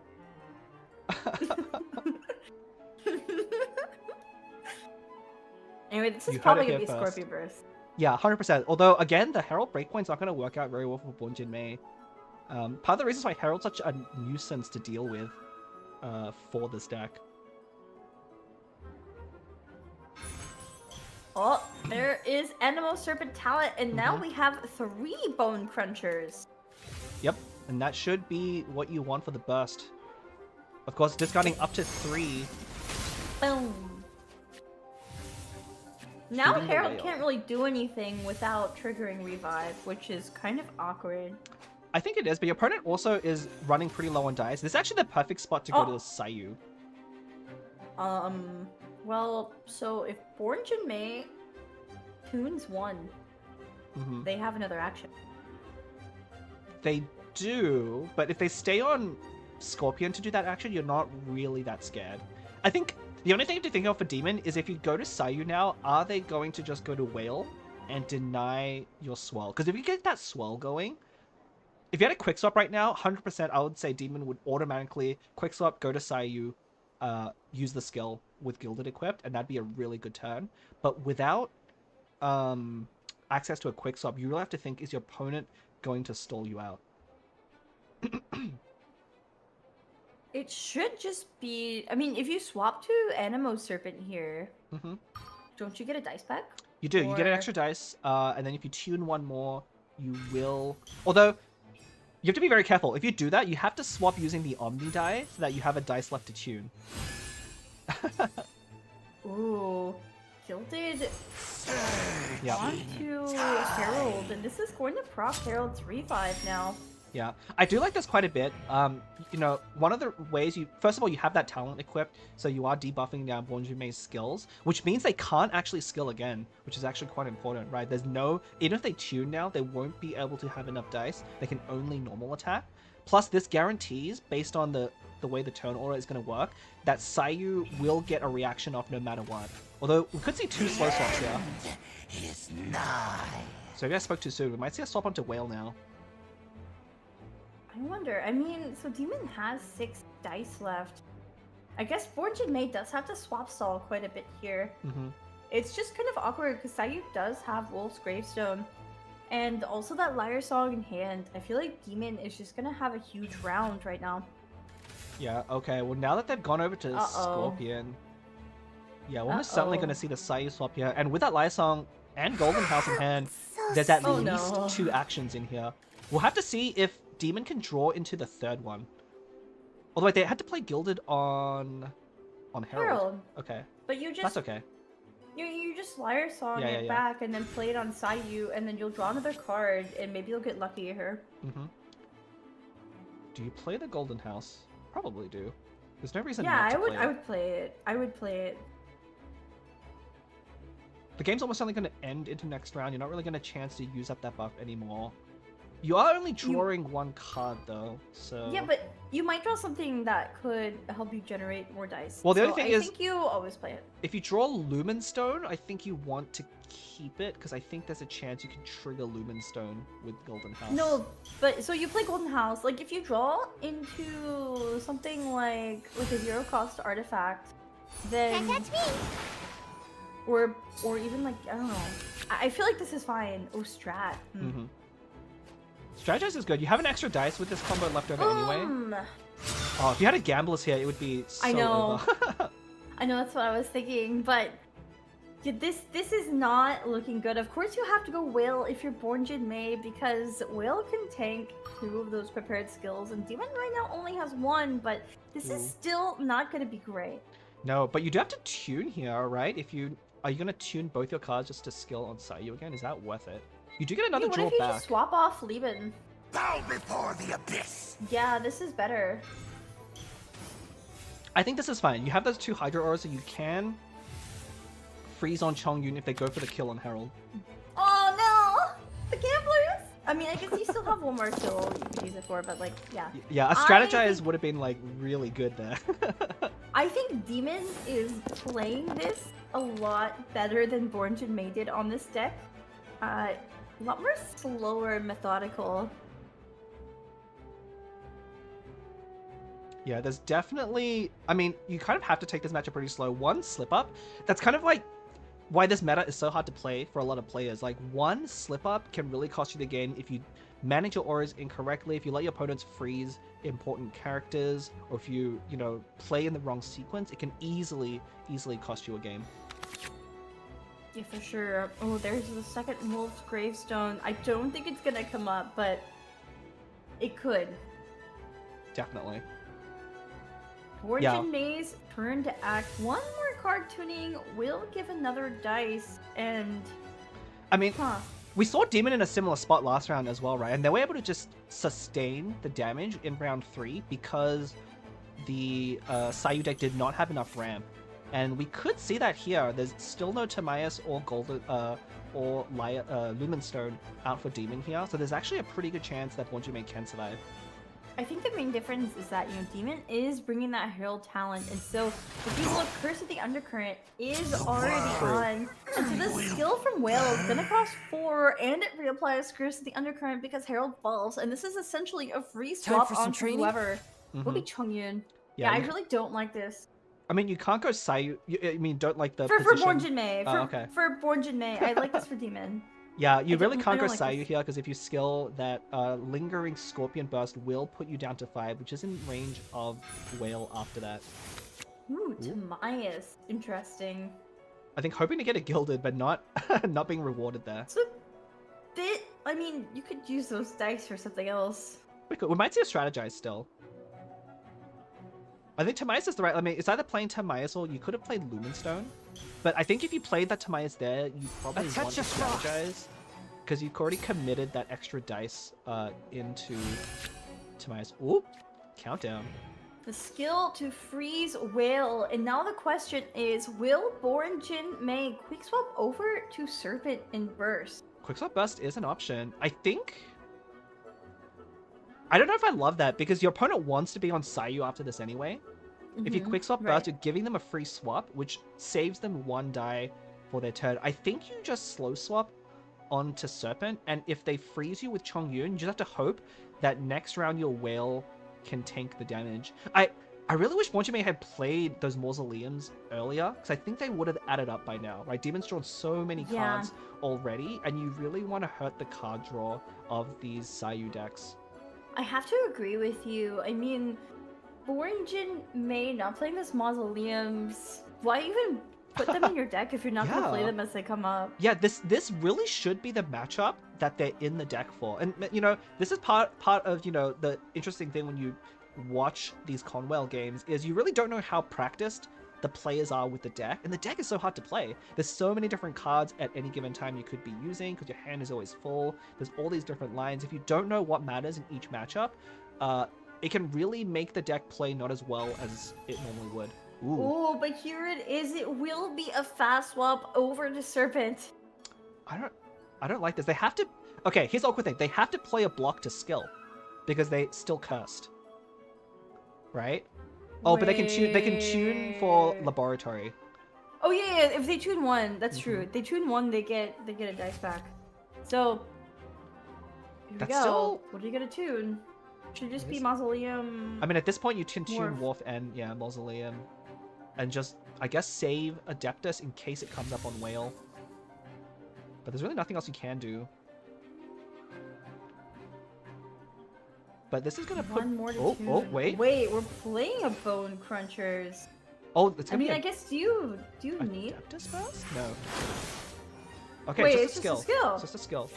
Okay, so I think Bornjin Mei is trying to draw more cards so that they can tune and get Whale more stacks next round. Because I think they know they can't win this round. They have to survive into next round and take out Sayu. But here's the problem. Demon just slow swaps with Sayu now. Yep, I think so. I think that's the play. You still protect Whale from freeze, but I think Sayu with 6, as long as Demon has 1 more dice in hand, and that's actually, oh wait, but they played Demon the has gamblers. Timaeus. No, but I think they need 1 more dice if they swap to Sayu here to take out Whale if Bonjinmei swaps Whale, but they spent an extra dice on Timaeus. So they need to draw into even more dice now. If they didn't play Timaeus and they played Lumenstone instead, they would have had enough dice to go to Sayu, skill twice, What? and yeah, they're gonna have to fish. Countdown. I think you have to find a gilded here. But I mean, there is no gilded. There is no gilded whatsoever. Oh no. So Did wait, they- what do you do? Did they bottom deck the gilded? Why not just Gambler's Whack? On Chongyun? Yeah. Well, that won't kill. Chongyun doesn't what? have a... Wait, oh yeah, gravestone. no Wolf's Gravestone, no, Yeah. no Gravestone. So you'd either have to... If you had a quick swap, you Ah. could quick swap Sayu and proc the Gamblers. But if you did it, your Bonjinmei, I think, would have just gone Whale. And that means Sayu can't skill twice if you slow swap Sayu. I do not agree with this whatsoever, by the way. This countdown was so greedy. I feel like it's fine if you just take out Serpent. Yeah, I don't know about the... Maybe we might just see an end, actually. Oh, okay, there's the Oh, gilded. wait, whoa, there it is, Boar Gilded. Okay, Let's go! This is why you play these quick draws, because essentially Demon just drew into 4 Can I dice. go catch up on Right. my sleep? Gilded, Boar, Gilded, Liar Song, and then Gamblers. I think that's 5 dice, which is exactly what they need to take out Whale. Oh, I wonder if they should have tuned one beforehand, but here we go. I Doesn't think matter, we're still gonna go Boar Princess into Yeah. the Gilded Dreams. that was so risky for Demon. If they did not draw those exact cards, they might not have been able to do it. And a Sayu talent here could actually draw into even more. Although I guess it's not going to swell.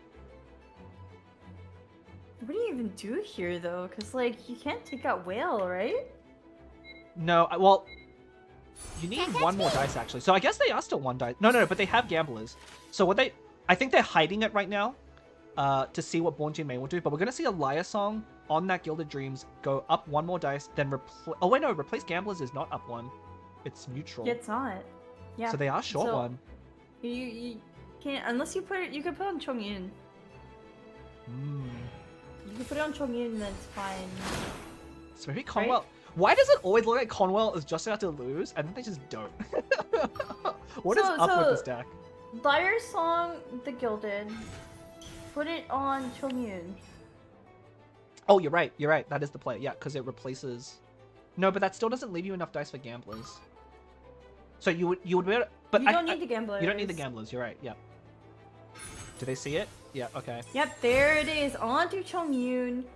And I think you just normal, right? No, you're gonna tune in skill. Interesting. I think skill... Actually, skill just kills here, because No, it's only 4 damage up front. The first hit doesn't kill. The first hit doesn't kill. So I guess you could have just skilled. Sorry, could have just normal and not had to tune. What if it's a burst? Unironically? Why? Well, Wait, if how burst much does kills, you burst get healing. do? Yeah, it's a burst! Wait, it is a burst. Wait, what? Because Sayu Burst kills on end phase, so it's the same amount, but you get 2 extra healing this way. This is brilliant. Oh, but it's on Chongyun. I guess it doesn't matter at the It end of doesn't the day. I mean, Bonjinmei does not have Fresh Wind of Freedom. They've No. already used an Arcane Legend anyway, so this is just gonna be it. It looks like 3rd place is gonna be going to Demon. Yeah, that was very close there, I think. Demon drawing the right cards off strategy. It's very possible both the countdown and the strategize could have not drawn the right cards, but you know, I wonder if they were calculating around what cards they knew they had left in the deck. Yep, Bonjinmei knows it's over. Here we go, -20 with that Adeptus Serpent first, just Okay. going for the big funny number, but it doesn't matter because big funny number does not equal a win.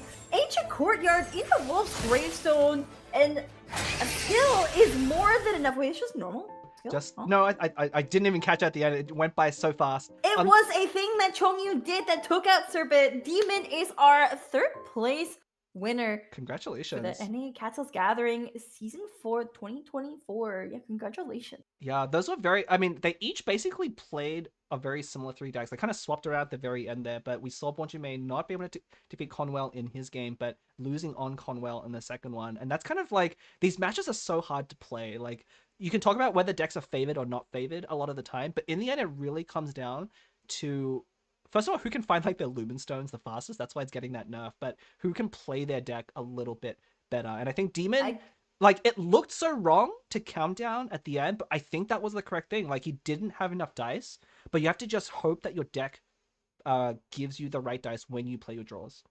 I guess you could say that Oh no. Demon was playing the long Oh no. well.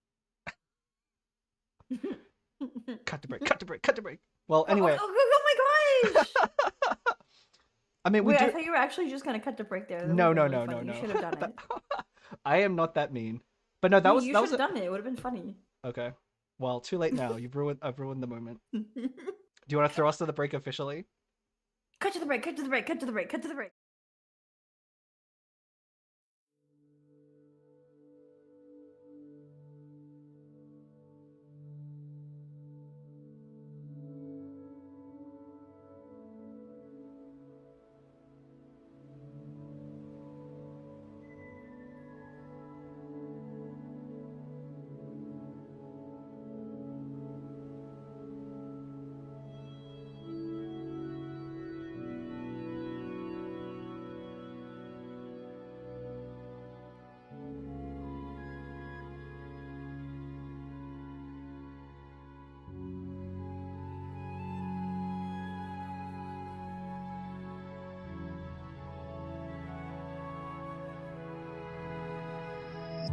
Traveling in the night you lift me in. I feel you in Dallas blue of wind. Even over I can find you out. The answer is not far off now.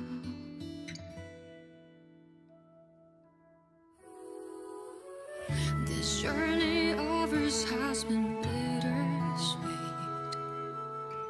Close my eyes wondering what you would have dreamed if you were here standing next to me. Would you know how I feel and see what I see?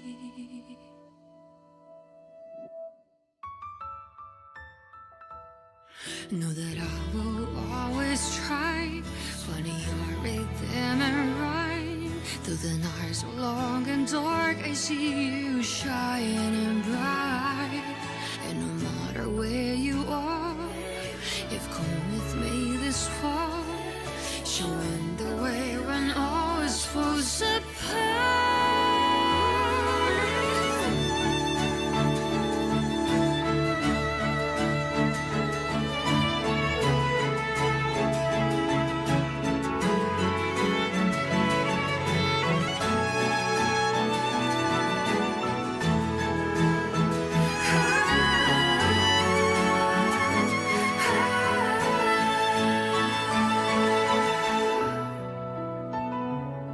When the snow melts away and the ice finally breaks, have you taken off? Are you already on your way? No matter where you are, I've come with you this far. I'm never really lost. Our paths we shall cross.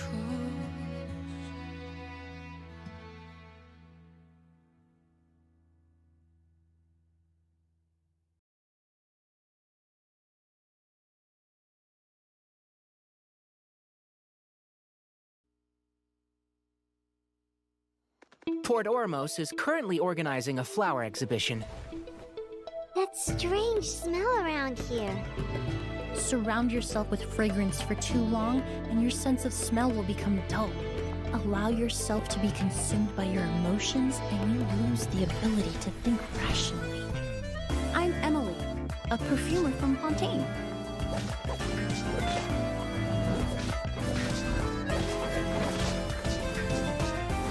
Reconstitute!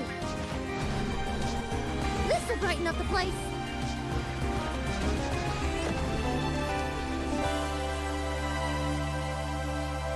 The hero from another world, supported by their companions, shall restore peace to the world. The chubby paper hamster just talked! Morning. Huh? Huh? It wasn't just a dream?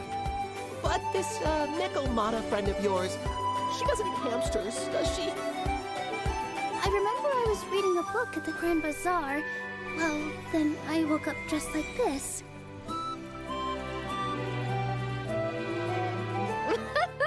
So this is what it feels like to ride a toy train. You're really easy to please, Navia. Choo-choo! Aerial Express moving out. Ooh, that's an adventure and a half. Do all storybook heroes have to work this hard? If you actually expect me to answer them all, we'll be here until the next Interdarshan Championship. To find the dragon responsible for this whole mess.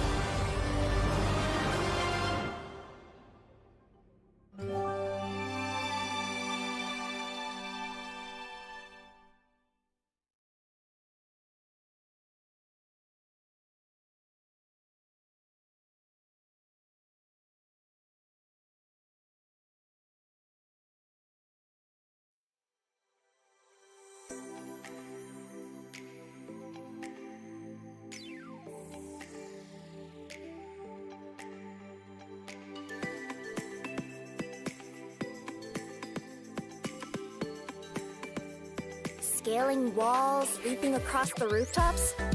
Nothing new for me. You'd better watch out. There's a cat burglar about.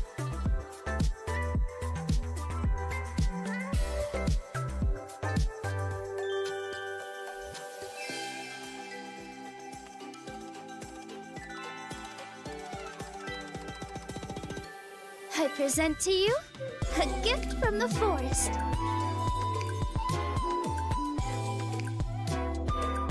Come with me on a fairy tale journey.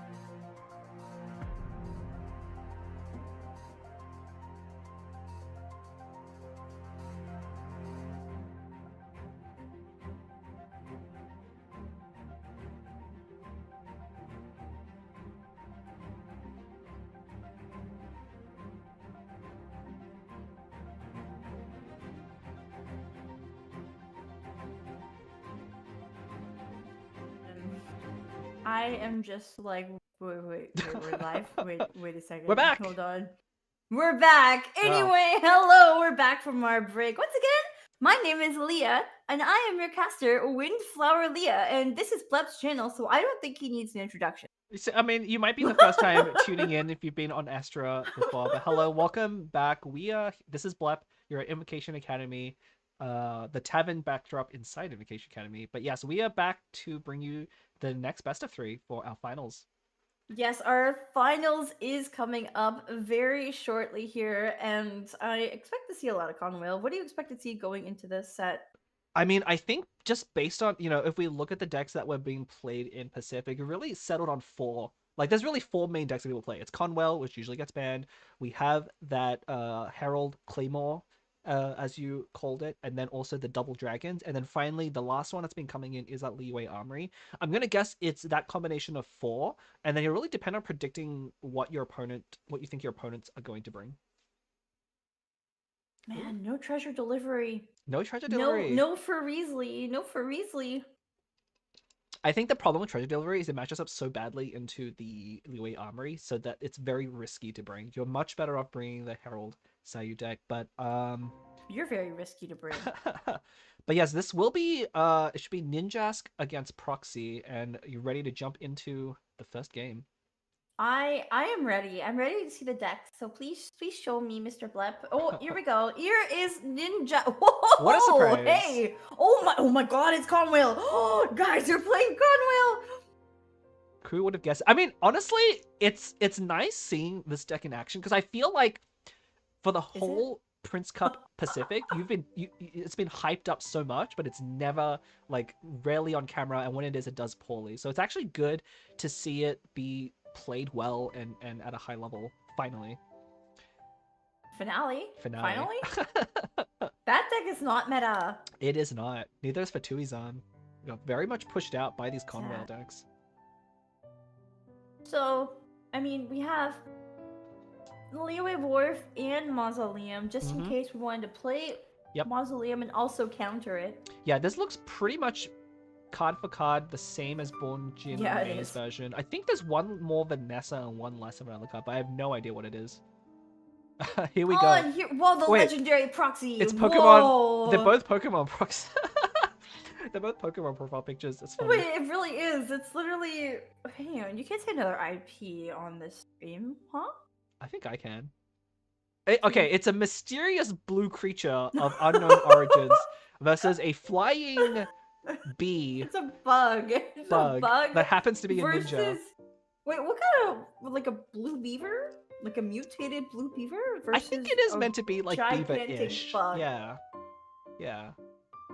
Anyway, this is the Double Dragons deck. Very standard list. I don't really see anything that is worth mentioning here. Pretty much has all the cards you'd expect. I see something. What do you see?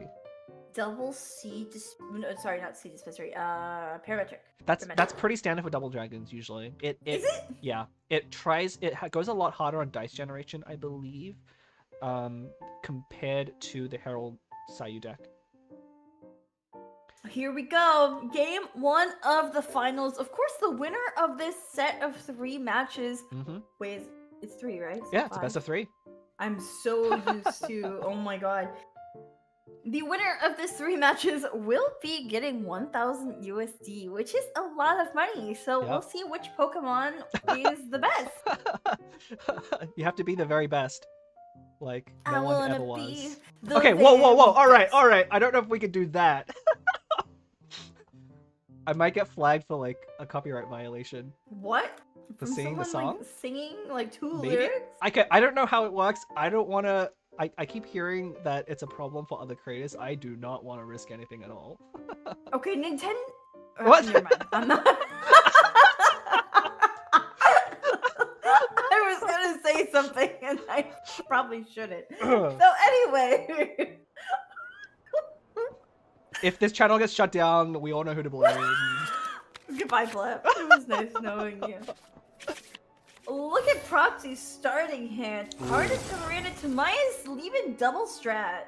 Yeah, pretty good. That it'll really depend on what the strats draw, but I think that's pretty ideal. I mean, I think normally you really want countdown, but 2 strats is 2/3 of a countdown, so we're pretty good. 2 strats in your opening hand is honestly a very good strategy. I mean, Strategize has been like a staple card for so long. It's gone up and down in popularity. I remember when Sealy came out, everyone moved over to Sealy, and now we're back to Strat. Really, Tula, it's not. Oh my god. Okay, I won't say it. I won't say it. You have beaten that joke so much into the ground by now. I love it. The more I say it, it ages like fine wine. Mm-hmm. Okay, second strategize. Okay. Seed box and the liar song. That's so we can kind of play awkward. Heart of Coverina and then the liar song, the Heart of Coverina, and do what? and play it again.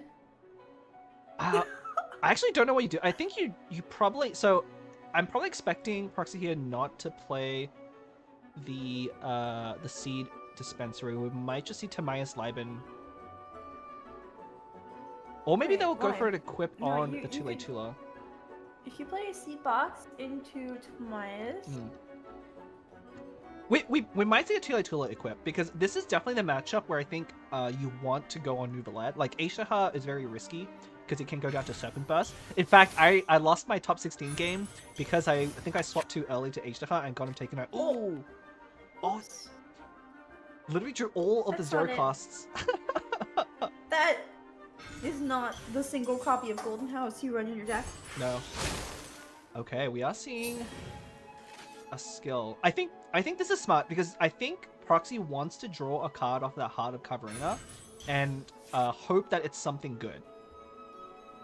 Okay, Stove, which one do we get? It's a 50-50. Wow, Animal Serpent Talent. Yeah, it is the worst of the two. You definitely want Scorpion Talent most of the time, but you'll make do. So what is the game plan really with Conwell? Because again, it's had a 95% ban rate or so in the Pacific Prince Cup, and so I haven't really seen it in action since the start of the patch.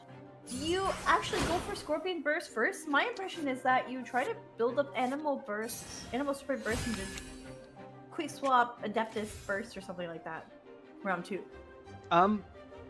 It really depends. So the reason why this deck is so hard to play is past the first round, your game plan is it depends. Round 1, almost always you Stove, equip Talent, draw on Serpent, and then do something else. Dare overstep your mortal authority? Anything beyond, I had to wait for Aishaha to finish. That was a long. But anything past that, it really depends on what you draw. Like if you drew, a equipment for Whale, maybe you go for that. If you have Tamias, maybe you go for that. Maybe you have Mausoleum. There's so many different lines at any one time. There's no set strategy. A lot of the time, Serpent Burst is a threat against a player not used to playing around Serpent Burst. You will catch them off guard very often with Adeptus Burst taking out a character, but most experienced players are playing around Serpent Burst, which is why in these matches you'll see Scorpion Burst so much more often. It's not because it's better, it's because your opponent is playing around that Serpent Burst pretty efficiently, and so you'd rather just get value on Scorpion when you can. Yeah. Interesting. So it's like kind of a situation where if your opponent knows to play around Serpent Burst, you don't go for Serpent Burst. Yeah.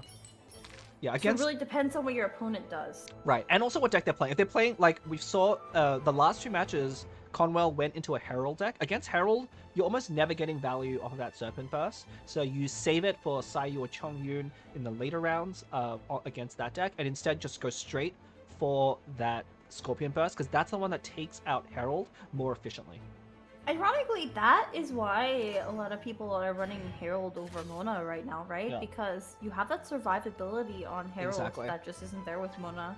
But, as an example, I played this exact matchup against Born Jinmei actually playing Conwell, and, in their game, they high rolled well enough that they just bursted me on Serpent on Cube for like a lot of overkill, but it didn't matter. They just drew a bunch of cards back, bursted again on Nouvellette, and I just lost from there. So if you draw well, anything can happen. And that's why it's so scary playing against Conwell. The hand is always like 10 cards, and you don't know how many blocks that those are. It's very easy to see as a spectator, but it's so scary playing against it from the other side. Oh. So I guess they burst your bubble. Stretching a little bit with that one. Okay, okay, listen. You knew that one was bad coming out of the gate. I did. You did. But the worse a I punt appreciate the effort. is, the better it is. I would highly disagree, but you can make good Anyway. puns. You're so mean. Do you guys hear him? You're just being treated too well by your other co-casters. You haven't had enough time to experience this level. Oh, how I missed you, Blep. Mhm, How mhm. I missed this. I've missed casting, honestly. This is actually one of the first competitive matches that I've had a chance to cast for this entire version, so it's good to be back in the chair. It is good to have you back. Granted, this is more of a casual cast than our usual things. Ninja's going for Vanessa's Rebellion here. I think they're fishing. I would actually fish for Adeptus here. I'm very likely we're gonna see a tune into a countdown. Because I think if you Adeptus burst H-Heart, it puts you so far ahead right now. This is exactly... Okay, never mind.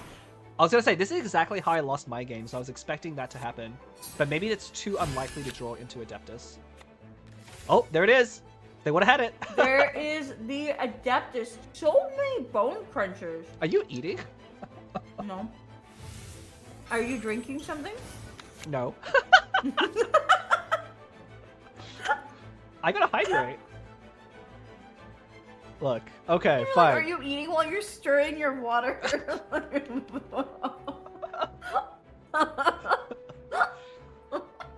Alright. Well, ninjas can still go for a burst here if Proxy stays on Age to Heart. With 4 blocks, that is going to be enough to take it out even without using Adeptus. And I think that's a pretty good thing to go for, because you have Warp to refill your hand later on. Do you play a Bone Crunchy? Probably, yeah. Just so you can discard that countdown, you might as well. So, play a Bone Cruncher, discard, countdown. You don't need to Adeptus? What if you do it anyway because it's funny? No, you'd rather say that Adeptus for Nouvellette, because if you can threaten Adeptus later, it'd be very good. We might actually see the Proxy going over to the Cryo Cube. This is the perfect time. Your opponent has so many cards in hand, you have to expect they probably have 4 Bone Crunchers, and you do not want to get perfect breakpoints on that burst and leave H-Her just open to a 8 damage burst. So I think we're going to see a swap to Cryo Cube. Yeah, the time is ticking down here. Proxy has to make a move. Is actually Ooh. going to tune that golden house. Very interesting, and we are absorbing the cryo with Aishaha. This could be a mistake. Well, no, actually, I told you that the Crystallize here puts you just above the breakpoint. That's actually perfect. But So now... Ninjask has to adapt this burst now, right? You do, but you still... So you can't control how many blocks Serpent discards. So if you Adeptus, you will still discard all 5 blocks. You can't just choose to discard 2. So it's going to be really awkward with the hand they're given. So that actually puts them in a really awkward spot. Ooh, tuning 1. So Is this going to be a burst without... I mean, you kind of want to burst, but it's so awkward for you breakpoint-wise, right? Like, putting H-Heart on 1 doesn't really achieve anything. Here we go. Playing the Bone Cruncher. Honestly, Is this going to be an Adeptus burst? I wonder if he just gone over to Scorpion and just skilled and tried to burst on Scorpion next round, but that might be a little bit too slow. Oh! There it is! There's the Adeptus, and this is going to be an elemental burst minus 19! Goodbye, Aishtaha. That was overkill. That was a lot of resources spent, because now your hand is empty of blocks. You've used up all your energy. I don't know. I think this is setting up Proxy pretty well to sweep next round, especially if you get some cryo application on some of the characters. Yeah. Here we go. We're going to Cryo Cube, and honestly, there is a 3 gamblers there and a 3 damage skill from Cryo Cube. I wonder if this is going to be 4 Princess into the gamblers equip into a skill. We definitely could see that. I think the one thing that's very dangerous with Proxy is they have not drawn any Gilded, right? They have not been able to make use of the Timaeuses, and they don't have any card draw now. It's really important, I think, they trigger this Liben at the end of the round. Yeah.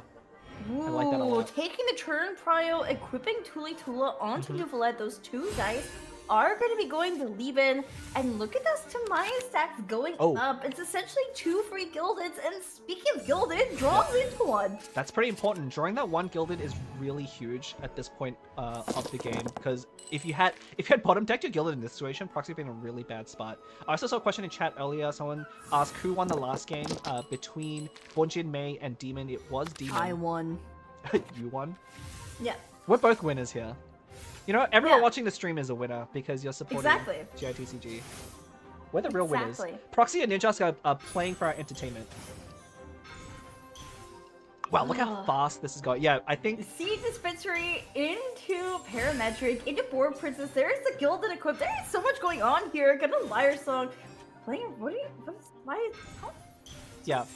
This is the really dangerous spot now for Ninjas. They've spent all their dice taking out H-Tahar, but Nouvellette here is going to be the one that usually finishes the game in this matchup. And they not only don't have enough blocks in their hand to really keep up, but they don't have enough dice, right? They don't have a laboratory to generate extra dice off the discards anymore. So we'll have to see if they can threaten Nouvellette at all. 3 damage skill, plenty to take out Animo Serpents, and the Gambler's Refresh brings Proxy's dice up to 11. And that Cryo Cube Burst is ready to go to apply even more Cryo. So, yeah, this is really tough spot for Ninjas. Because, like, even though Whale is, appreciating in value, 16 HP, I think, you know, Cryo Cube still being alive and well and being able to direct that cryo application basically means that Nouvellette is going to be able to do whatever he wants at some point. Yeah, and actually the positioning here is super unfortunate for Ninjas because if you're not sure, remember, if you don't aware how the Cryo Cube burst works, the cryo actually hits opposite the character that you're active on. So if Proxy just ends on Nouvellette with that burst active, it will always hit Whale. If Whale was like to the right where Serpent was, then it'd be a lot harder to hit when staying on Nouvellette, but you can always direct that where you want it. So the freeze is really going to be what decides the game at this point. Playing a Bone Cruncher, 1 energy on Scorpion. Where are we taking back here? Veterans from Whale, probably re-equipping it. Yeah, this is and just to trigger the Lumenstone. Yeah. Ooh, gets the 1. Oh yeah, it's on the top of your deck. The 1 cost countdown. Yeah, we might just play it.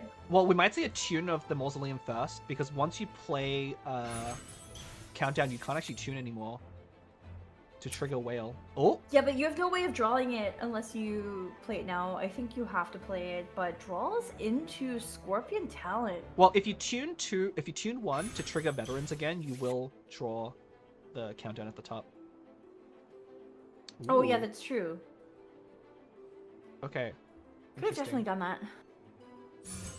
Oh. Wait, we're not?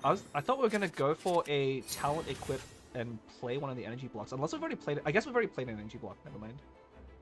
I missed that at the beginning. It should just be Cryo Cube Burst. Yep, almost 100%.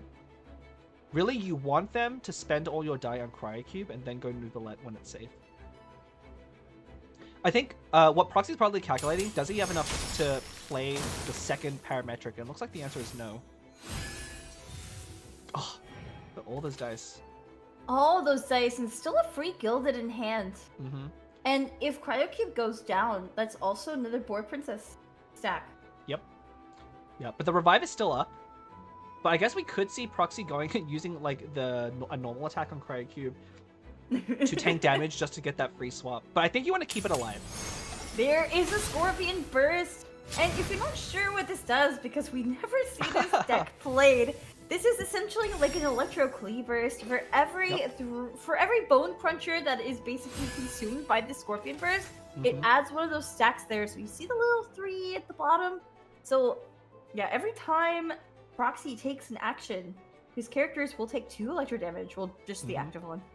Yeah, but Nouvellette's a perfect character to heal all that up with the Source Water Droplets, you know, netting you +1 health each time you do his attack combo. The pleasure is all mine. The swap here is pretty obvious. The main downside here, though, is if Ninjas goes to Whale, having Hydro applied on Whale does mean that Nouvellette can no longer threaten Freeze next round. So we're probably going to see that too.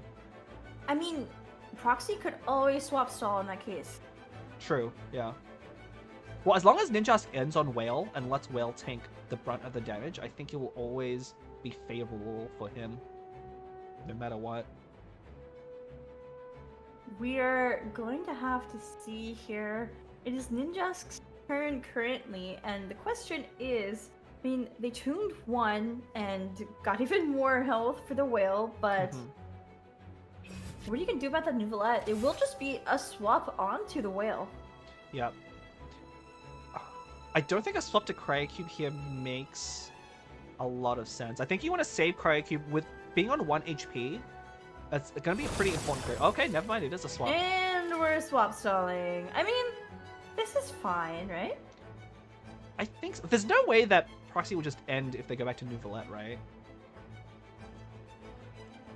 No. I mean, this is interesting. No, I don't think so. I think you definitely try to whittle away. Yeah, you could just do a... I guess you could just skill all normal attack here. Maybe you do just end on 9, actually. Wait. I'd be really surprised. I think that's just too many dice going to waste. If you had, like, Liben or a countdown or some other way to get those dice into the next round, all you have is a parametric right now. Plus, you also have that Liar Song buff active, so you're not only losing out on the 9 dice you have, it's those dice as well. Ooh. Is it gonna be double mausoleum? Is this gonna be double mausoleum? Are we even gonna take a skill? I mean, I guess not, because you have no way of getting another dice here, right? So, Fontaine Research Institute of Kinetic Energy Engineering going down, and it is a swap onto Scorpion. I'm really surprised they played those before the swap, because you probably would have preferred to hide that you're gonna play those 2 cards if you're gonna swap anyway. Thank you for permitting. You just go back to Nouvellette. I mean, now you can't swap away from Scorpion. This is gonna be pretty bad, honestly, for Ninjask. Actually, yeah, I really don't like that play. So what this is gonna let Proxy do, spend all of the dice taking out Scorpion, and Proxy wants it so that when they end their turn, Scorpion is dead, but Whale doesn't have any Hydro applied. That will let Nouvellette freeze at the beginning of next round safely, as long as Proxy ends on Cryocube. So I really don't like this play. Yeah, Proxy can definitely just not apply any Hydro to the Whale and just have that Cryo application on Whale to permafreeze Whale going into next round. And what is Ninjask gonna do about it at this point? Because he set himself up for this. Yeah, I think it really was correct to just stay on Whale, try and tank as much damage as possible, and just avoid the freeze for next round. Although, I mean, with Tula equipped, and also this Gilded into Boar Princess, bringing Proxy up to 10 dice could actually just go for a lot of damage now without even caring. Actually, I wonder if Proxy missed a draw there, because they should have... I thought they would have played Gilded to draw off of the reaction, but I think they're saving their dice, because they have 2 Tamiases ready to go next round. I think they're going to lose the Liar Song buff and just let that go to waste. It's not going to come up, but they're really concerned with the next round. So they have to calculate it perfectly so that Nouvellette... Okay, now they're playing Gilded anyway. On Cryocube, interesting. Very interesting. Going on Cryocube. I wonder what the point of that is. Okay, it could be a Cryocube finish. Like, if we could see Proxy go in this turn, deal as much damage as he can on Nouvellette, and then get Hydro... Well, no, but then the Cryo at the end always hits well. Yeah, I'm not sure what that was. If you're going to play Gilded, you probably should have played it on Nouvellette, unless he has Gamblers. I actually don't know what the artifact is on him. I see people... I think it's, isn't it Golden Troop? But anyway, I see people in chat saying that, Clam could buff the damage from Whale going next turn. And actually, like, a skill could take out Nouvellette if Proxy's not careful. So maybe Proxy is carefully thinking about that. But the thing is, when your opponent has no cards in, well, 1 card in hand, you're a lot less scared of Clam, because they have to not only play Clam, but then tune 3 cards. Because Whale's currently at 0 Devour stacks. So that's just so many cards to tune in order to have that work. I don't think it's something you need to be playing around. We're going for it. Look at this. Oh, I see. I see. This makes sense. Wait, now. this is so smart. Yep. This is the way. This is so smart. Generating all those source water droplets and not using them until next turn. Right. It's fine to apply Hydro to Whale if you're going to eat it up with a Cryo application, because that cryo summon is just going to reapply cryo. Yeah. And now Whale is going to be freeze locked going into next round, but also with its HP whittled away slightly.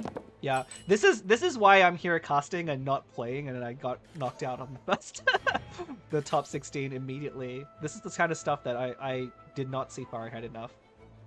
But that was definitely the right play. I mean, the important thing is, Whale has Cryo Aura. It doesn't really matter how you get that achieved, but that is the most crucial thing here. Tuning 3 just to Yeah. get a little more HP to Whale. Of course, it's only 2 and not 3 because those cards are not all the same value. But there's the clam. I mean, you definitely But- play it now, ooh, but it's a little you late. can, but it's not gonna do anything. No. Unfortunate. Oh, it's just gonna and end. we're just ending. You know, I like that. So one of the The things, pleasure is all mine. you know, it is written in the rules in Cat's Tail that you are not meant to concede. And so one of the ways you can soft concede is by just passing the turn, letting your opponent just act out their actions without interruption. So, you know, I like this much better than what Demon did in the last match where they stalled for 5 minutes before losing. So hats off to Ninjask. Very, very good manners by Ninjask.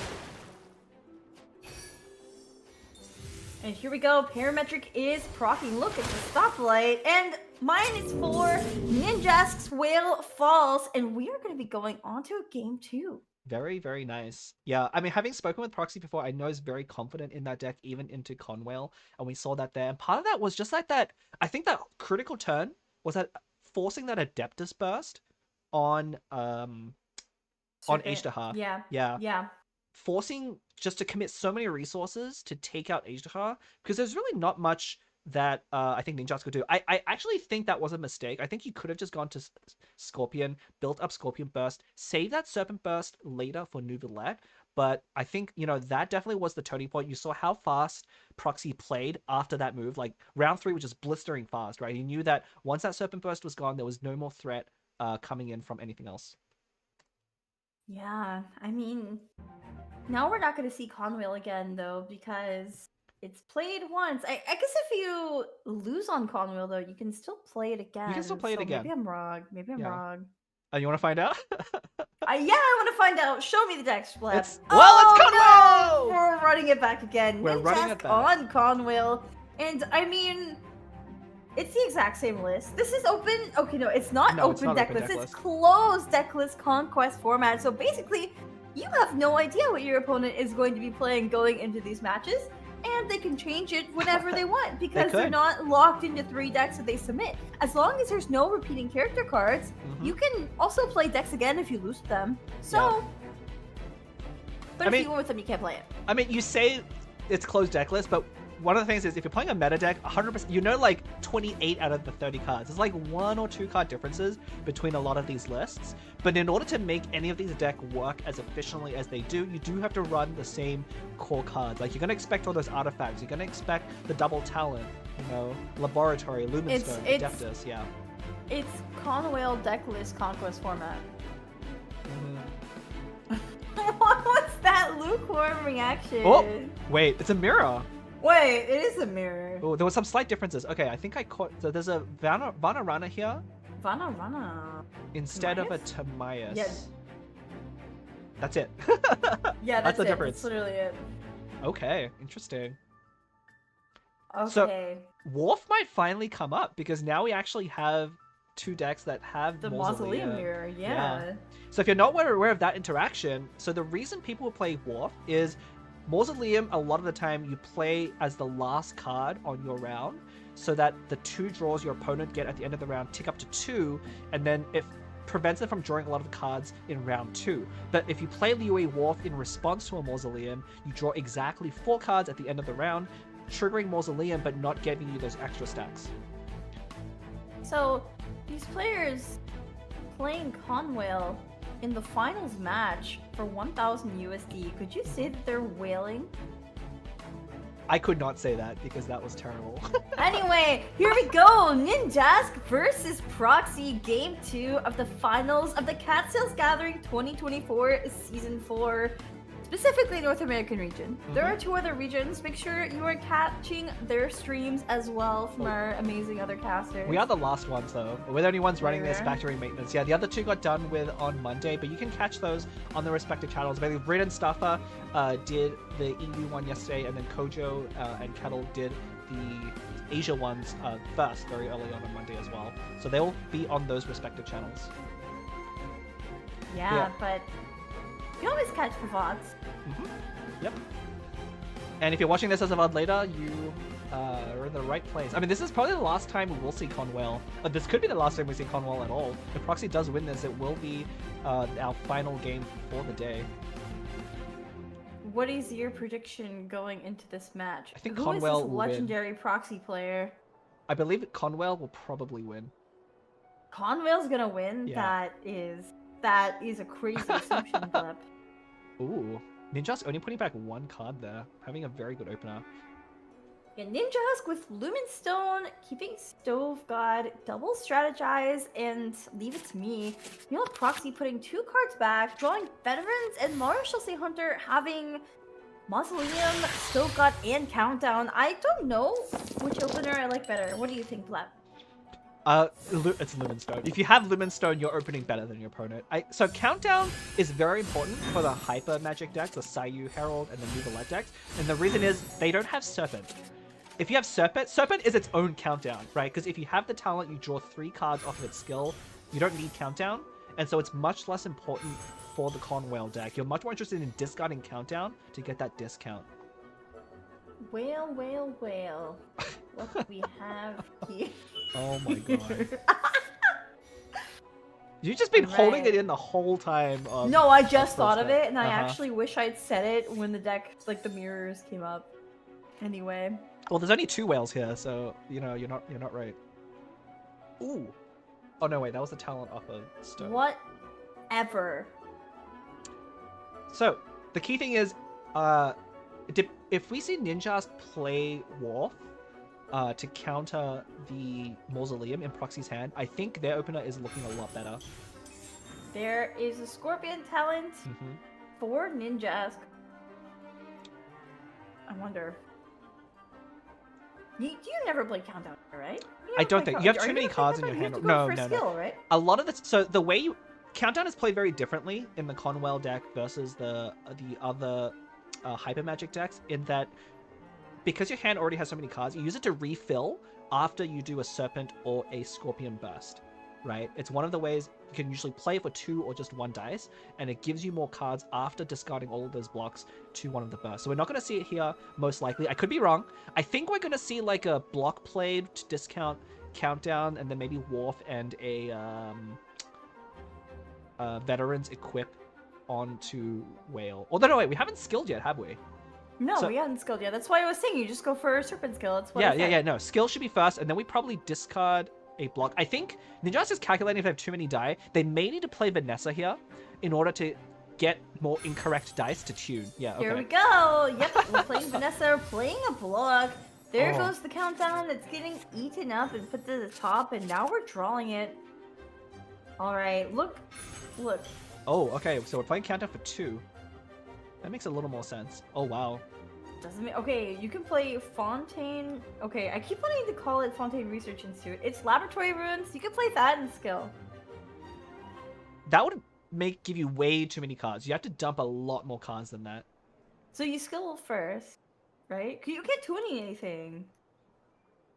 Did you just not skill at all, though? No, that's actually a reason I don't know if I like playing Vanessa there, because there's a you actually probably have wanted to Countdown first, and then you can play Vanessa to unfix your die, so you can tune excess cards that you don't need. But because you played it in the wrong order, yeah, we're going to see a skip of the Serpent skill to begin with, which I don't know if I like. Just a Lumenstone into Liyue Wharf in the past for Ninjas. This is a full ramp, and now Proxy is playing Stove, drawing out that Scorpion talent as well. Can I just say, what does Proxy do? How much time was that when Proxy didn't even have a chance to play a turn? That was all just Ninjas acting for, like, I don't know, was it 5 minutes? Huh. Yeah. There's the Adeptus for Proxy. That is pretty huge. It's not going to come up this round, but it will come up eventually. Having the Adeptus first. Another question is, what do you do with your mini dice? You're already skilled on Serpent. Are you going to play... It could be an artifact with... Well, Mausoleum's looking not very good you now. You don't play Mausoleum because of Wharf. Yeah, because your opponent already played Wolf. Maybe you actually just play Mars or say Hunter on Will. But you could strategize first. I mean, I think you definitely would play an energy block at some point to discount Countdown. Get an extra energy. I think you're deciding, do you want an extra energy on Serpent or Scorpion? You'll also draw a card off of that Scorpion talent. So you can be aware of that. Strat. Ooh, second Double Mausoleum. I still don't think you play it.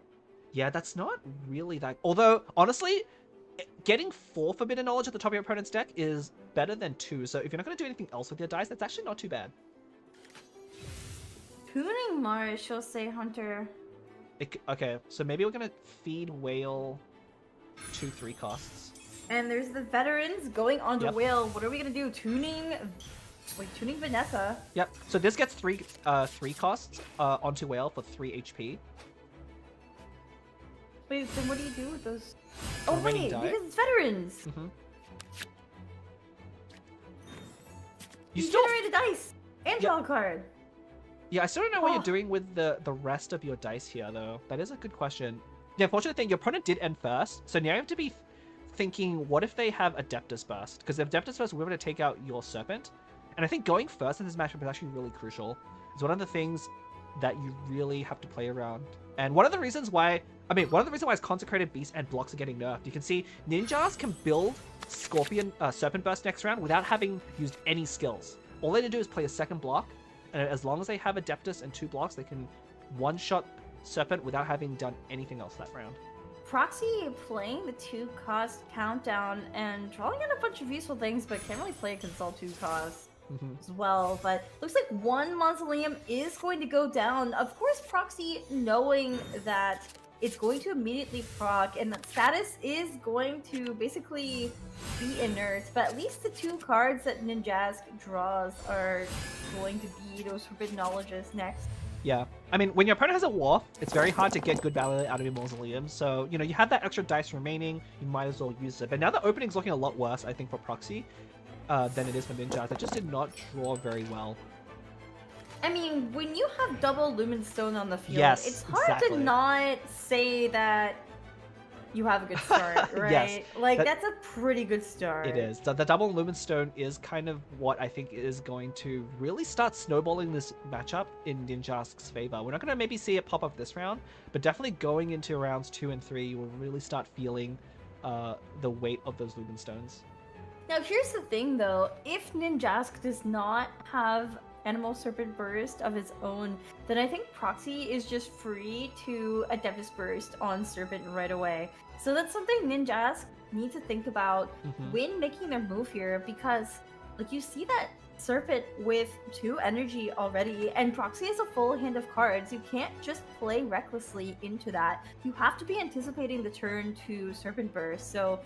For sure. Really curious. I'll have to see. I mean, luckily Ninjask has a lot of different cards that they could play. Was that a clam being tuned? I think it was one so. Of the clams, right? Yeah, it's probably just to get... Tuning both. I think that makes sense. Yes. Clam's a late game card. You don't want to be playing it any earlier than like round 3. Yeah, so I mean, kind of forced to tune that specifically because you're trying to get as much extra health on Whale as you can. You have to tune 3 cards of the same value. So yeah, I think a lot of this matchup is going to be dictated by who can make use of or who can control the stacks on their Whale better. Wait, this is... Proxy just goes for it, right? You need one more... It's pretty inefficient if you Adeptus Burst here, because you spend so many cards.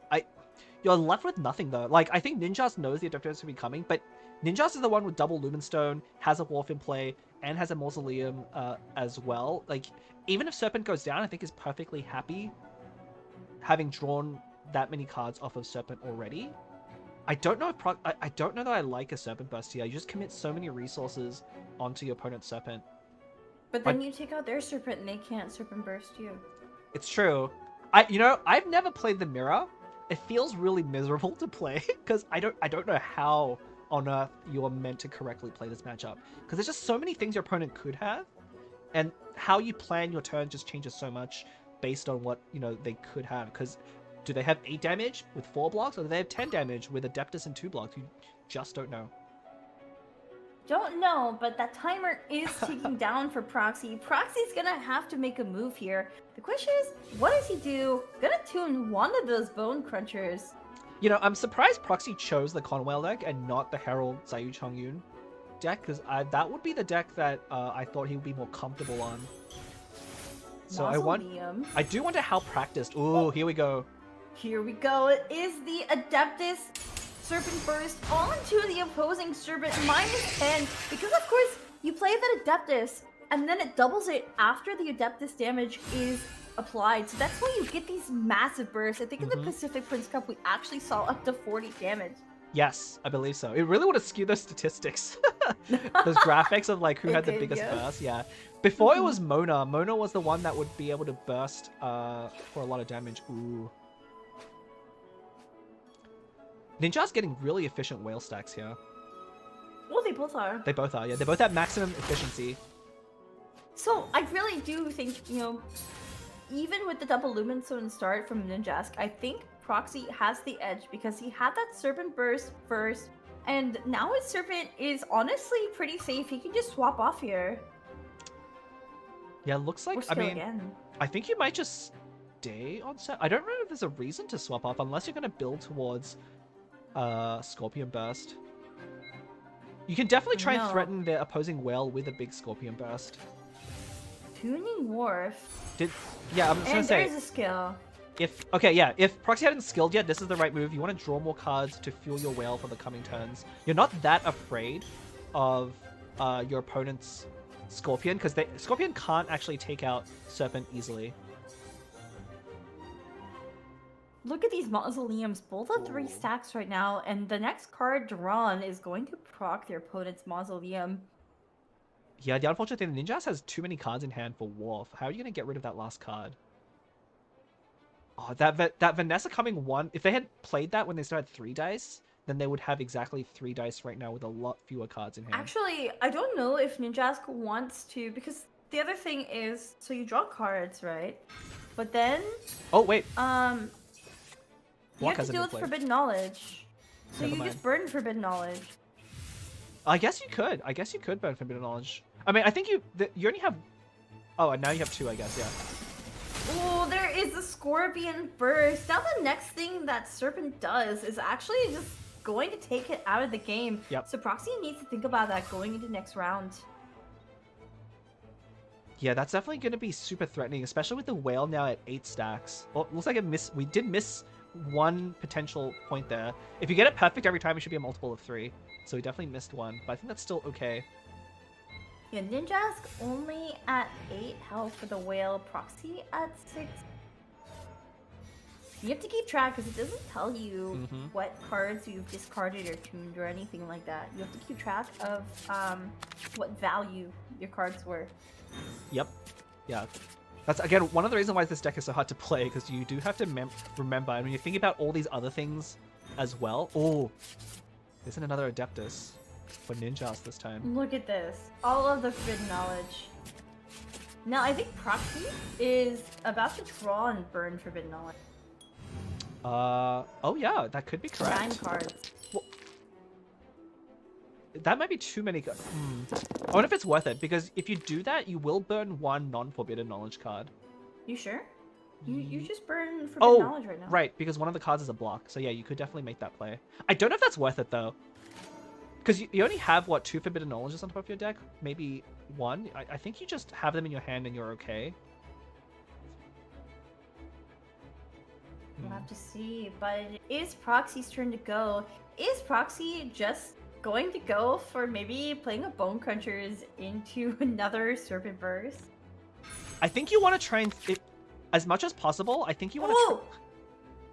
I think you want to try and save Serpent Burst for Whale if you can. Especially if you can threaten like a big Adeptus Burst on Whale. That's one of the advantages Proxy's going to have going into the last round over Ninjas. Ninjas does not have access to their own Serpent Burst to threaten the opposing whale. Here we go, playing Forbidden Knowledge, because I mean, it doesn't matter if Serpent's on 1 or 2 health, right? Or, well, Draws out the other one that was at the top of his deck. Okay, it can matter, because now Serpent's in range of an Electro Charge reaction, right? Yeah, but I don't think Proxy ever swaps off. I think Proxy is fully intending on doing something on Serpent right now. Oh, you think we're gonna sound... again, I don't know how to play the matchup effectively, but, you know, my instinct tells me that I want Serpent Burst to threaten Whale. If I, like, a quick swap Adeptus Burst with 4 blocks in hand, if I can find my second Adeptus, is 20 damage. Like, if you can one-shot Whale, then the game is just over for your opponent. So I really like saving the threat of that Serpent Burst myself. There goes the Fontaine Research Institute. We're tuning Marshall say as well. Not the same value, noticeably. Oh! Wait. Wait, you just go for it now, right? Another burst? Yeah! Look at all your blocks. That could be. I mean, that does get rid of a lot of the Electro Aura on you.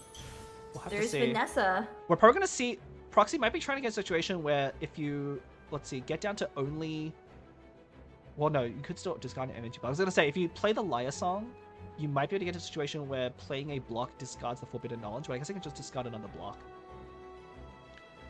Yeah, you have to be careful. You don't want one of your blocks to go. Actually, gonna tune a block here. Mm-hmm.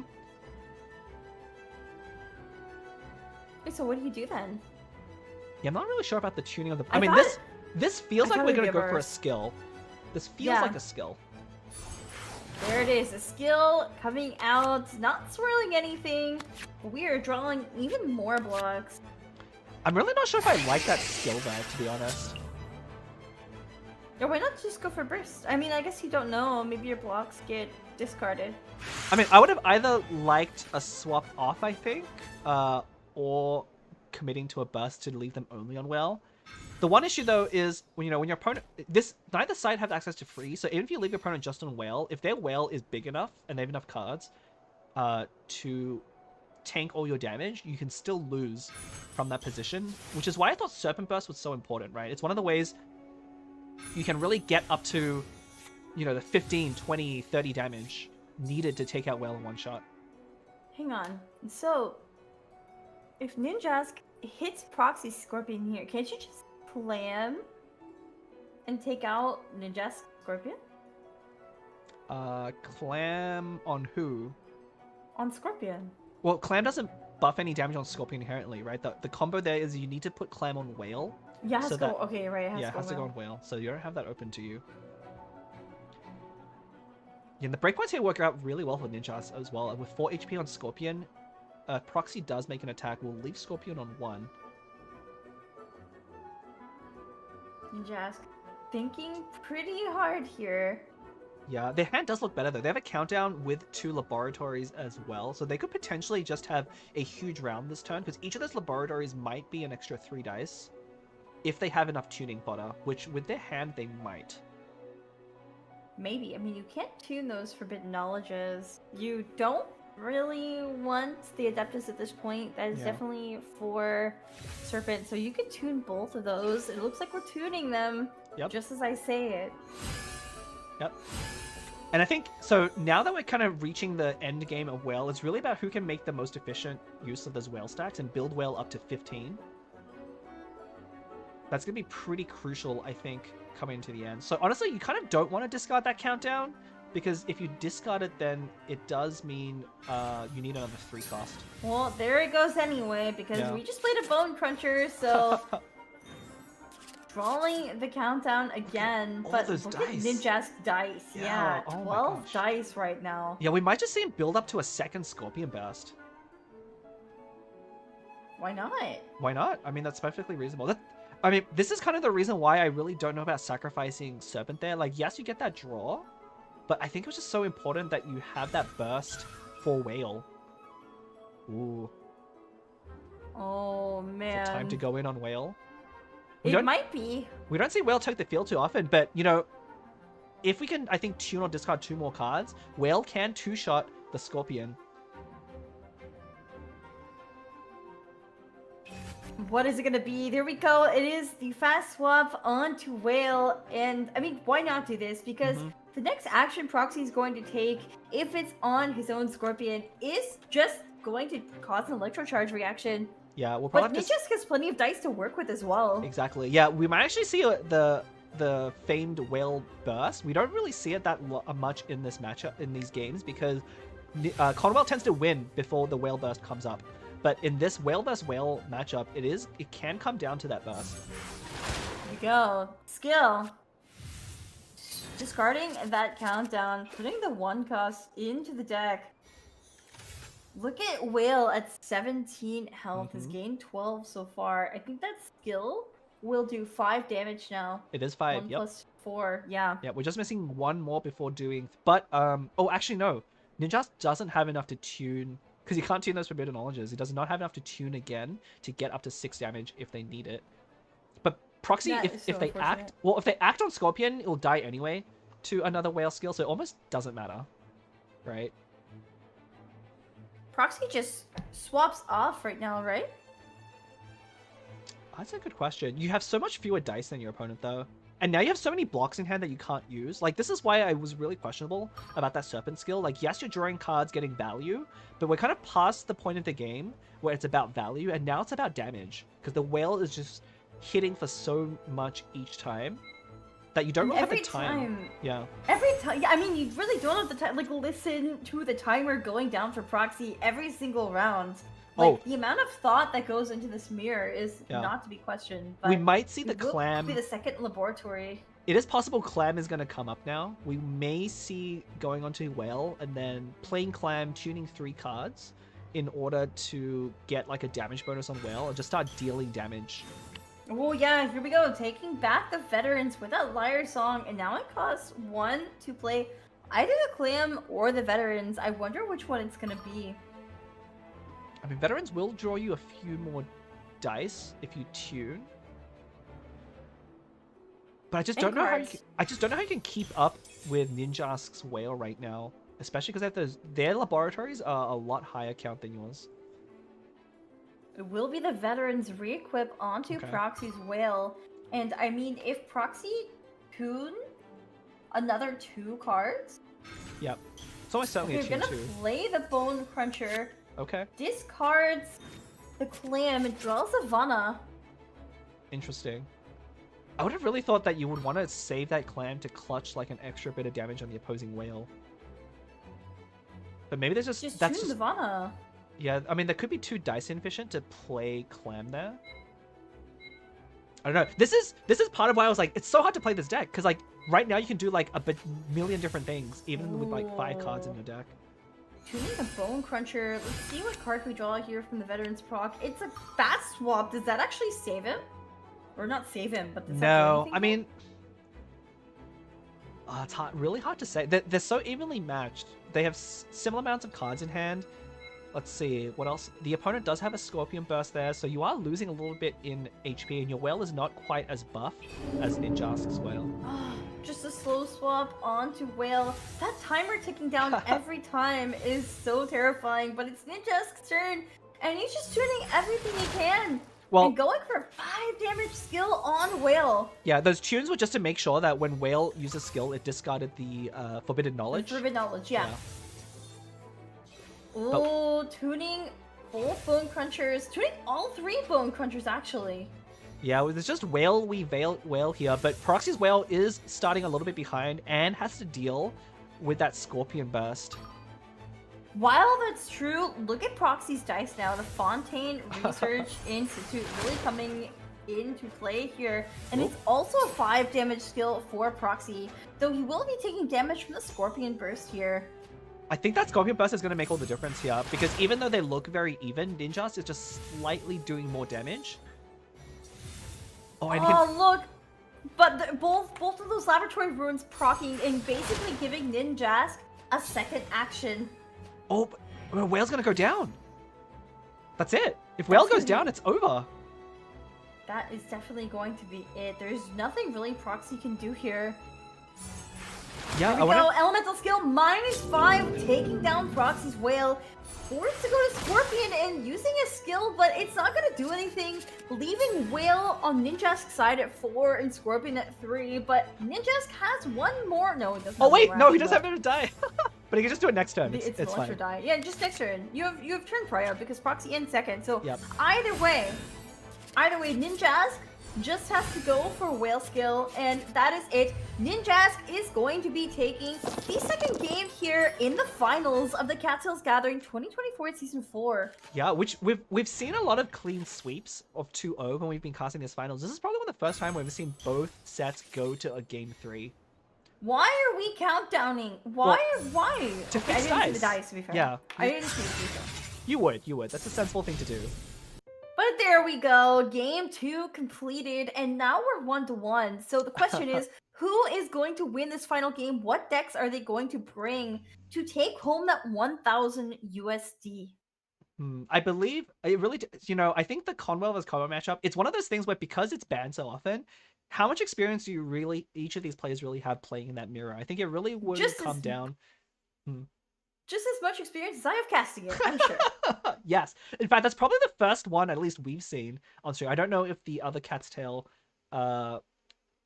matches in the finals also had a Conwell mirror, but that's definitely the first time I've seen it. But yeah, I'm ready to go to game 3 if you are, unless you have anything else you want to say about that match before we head on. No. I'm just curious to see what decks they bring in the next match. We're gonna have to see. And here is Ninjask's deck. It is Liyue Armory. So, I mean, we just saw this earlier. Interestingly enough, there are some different cards here. Shadow, Senking, and Flowing Rings. I wonder what you think about this list, Blap. Let's see. I like Shadow the Sand King quite a lot. I actually I'm not too familiar with the standard list. What are we missing here from the usual list? Is it Countdown? It's Countdown. So it's instead of playing Countdown for card draw, they're playing 0-cost artifacts and Shadow the Sand King, which I like better because it goes better with Board Princess. You can use those in conjunction with Board Princess a lot easier than Countdown, but it'll be a little bit explosive, less explosive round 1, but probably more consistent going into rounds 2 and 3. I want to point out some amazing puns from our chat, by the way, because I appreciate puns. So, it's all puns. Carbon23 says, "You're welcome." And SSK Shadow says, "Well done." So, if any of you competitors in this finals match are watching right now,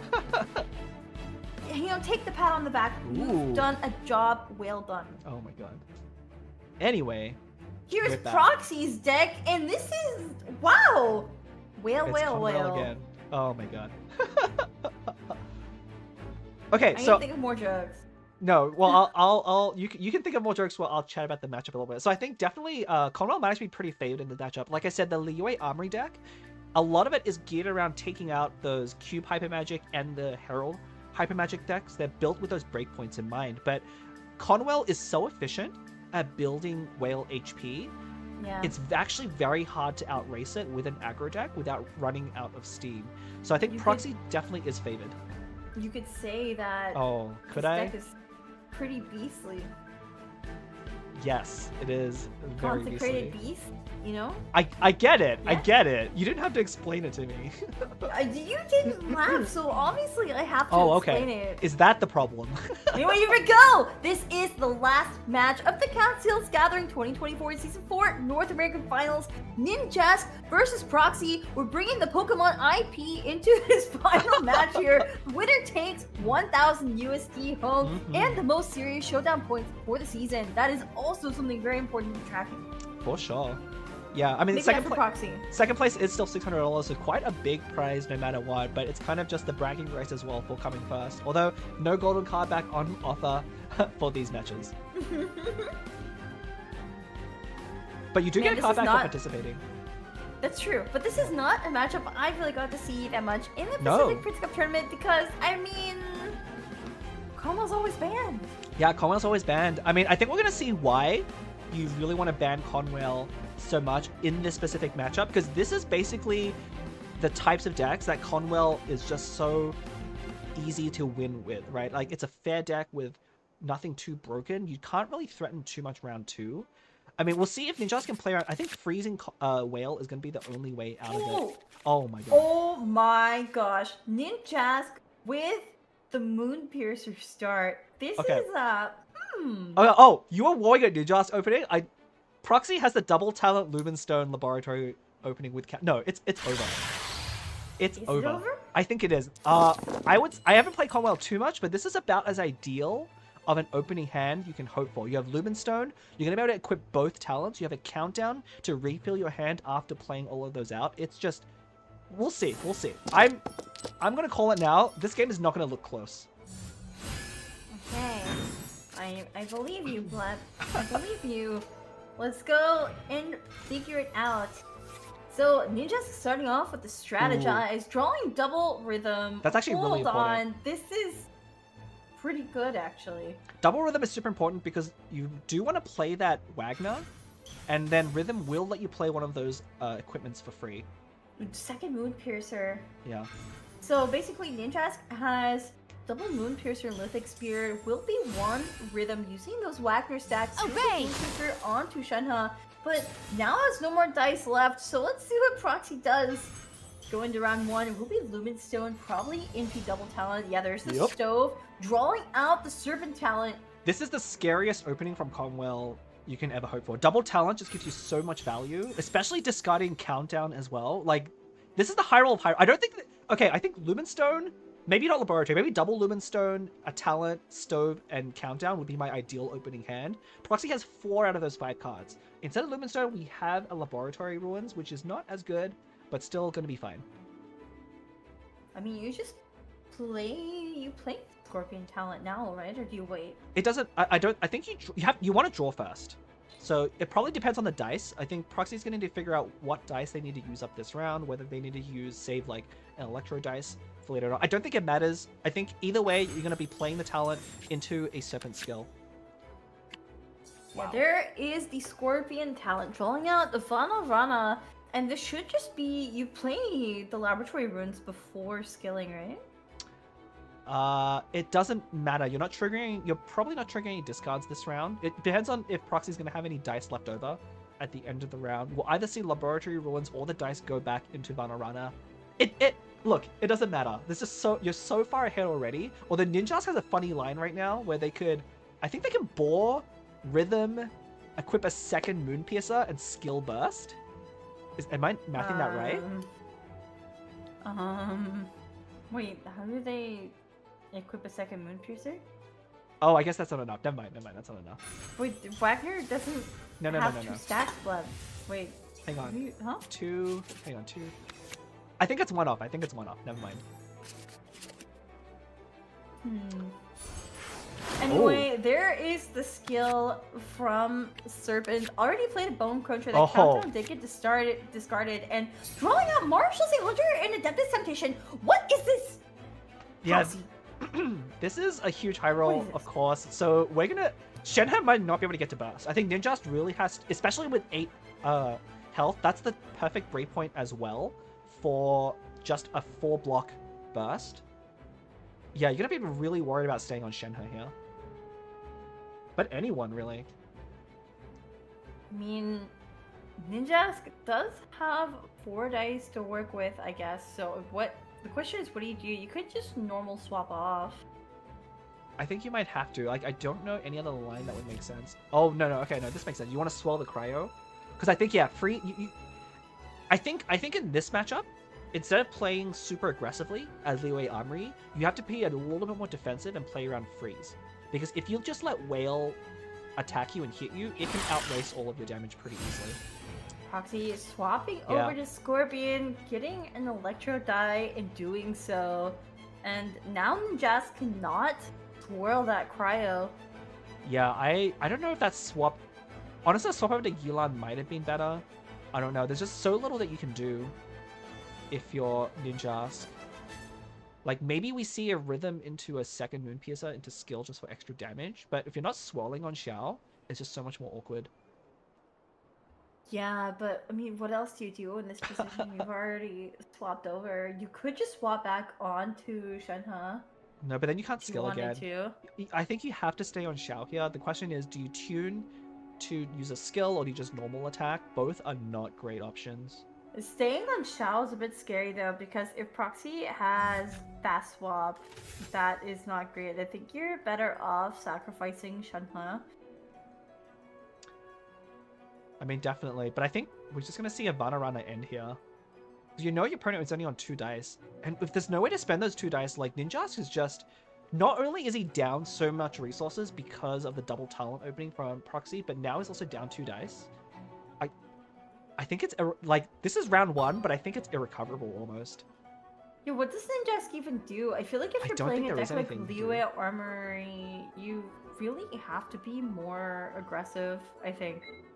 Yeah, I mean, aggro decks live and die off of their round 1, and Ninjas just did not get off to a good start against Proxy here.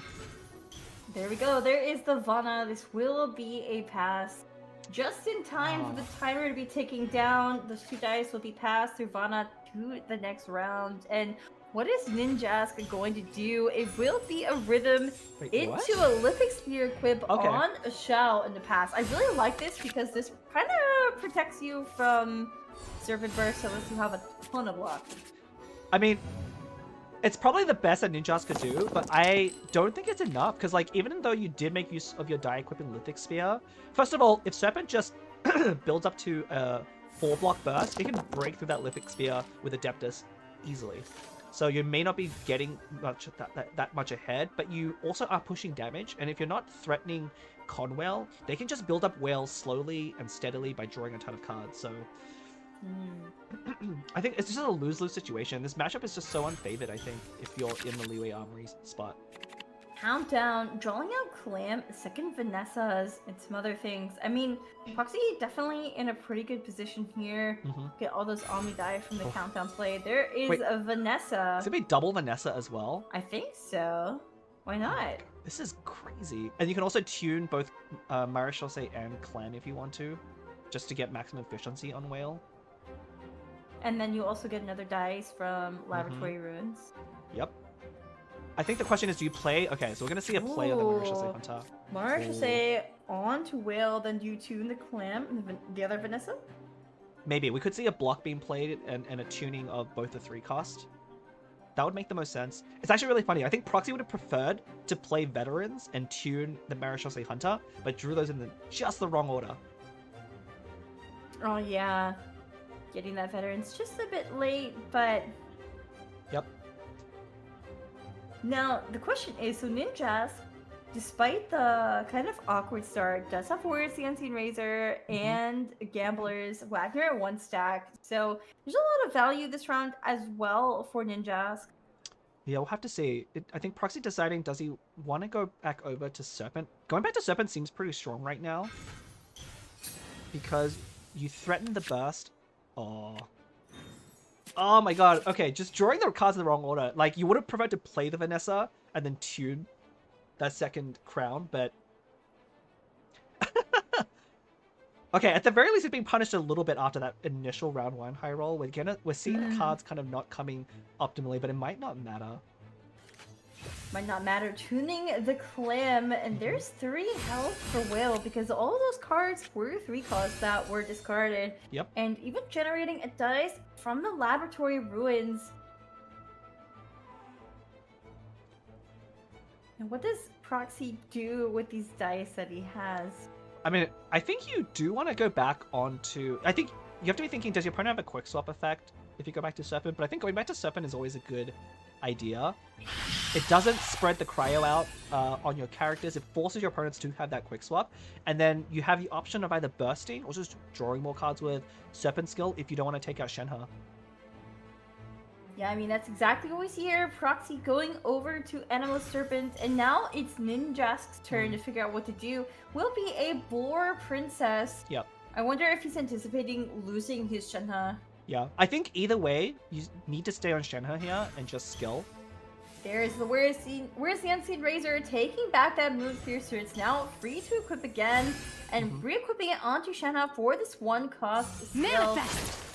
You're definitely anticipating losing your Shenhe here if you're Ninjask, and if Shenhe does go down, Ninjask will gain 1 Omni die from that Boar Princess. Yeah, this is probably the best position. You know, if they take out your Shenhe, you can trade with their Serpent with Xiao, and then you get to swirl that Cryo, more importantly, on to the other two characters. So I don't know if Proxy's even going to go for the trade here. We might just see him let Ninjask burst on Shenhe and maybe waste that Ball Princess value.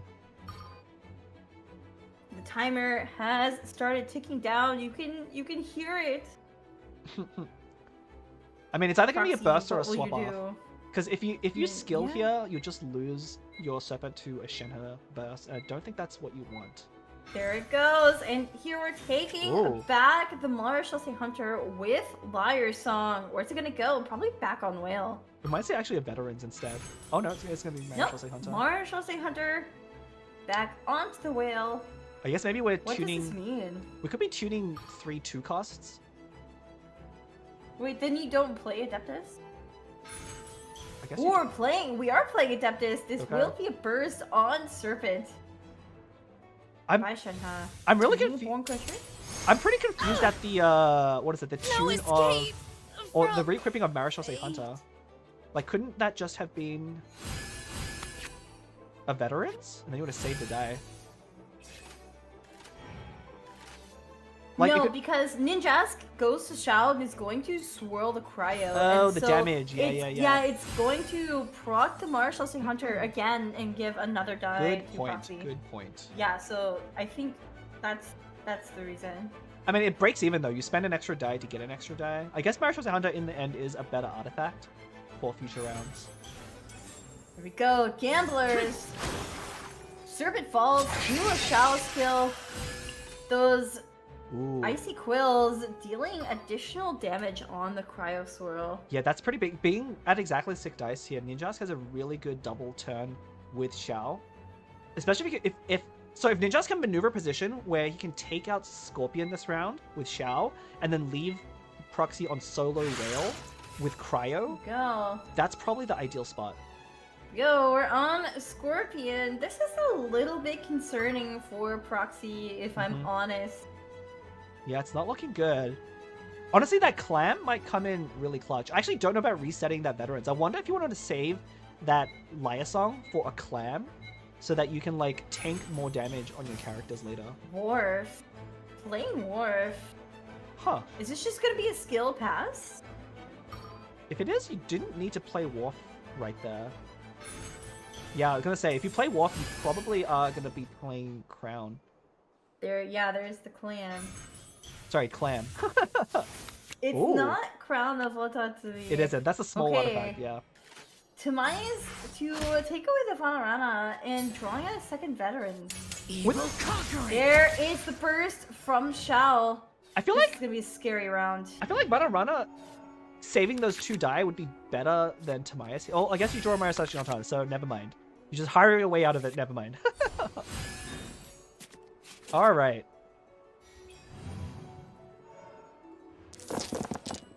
I don't know. I really would have just preferred to keep the Banarana there. I don't know if Tamias is going to be better than the 2 dice.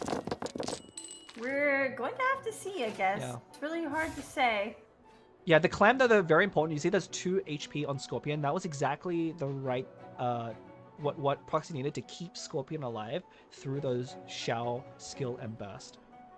We proxy drew out the other land. No, is that Marshall Hunter actually?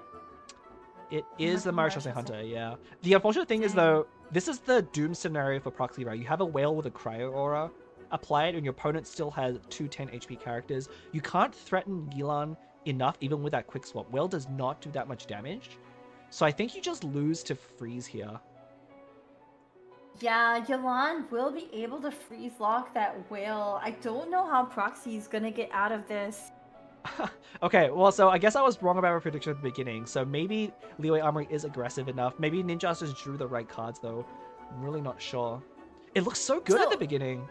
I mean, I guess so, but like, if you can't build up whale, then it's just kind of doomed. Like, if your Scorpion and Serpent fall too early, what are you really gonna do? Especially against a deck that has freeze and can utilize it against you. But we are gonna be tuning here, both veterans going bye-bye.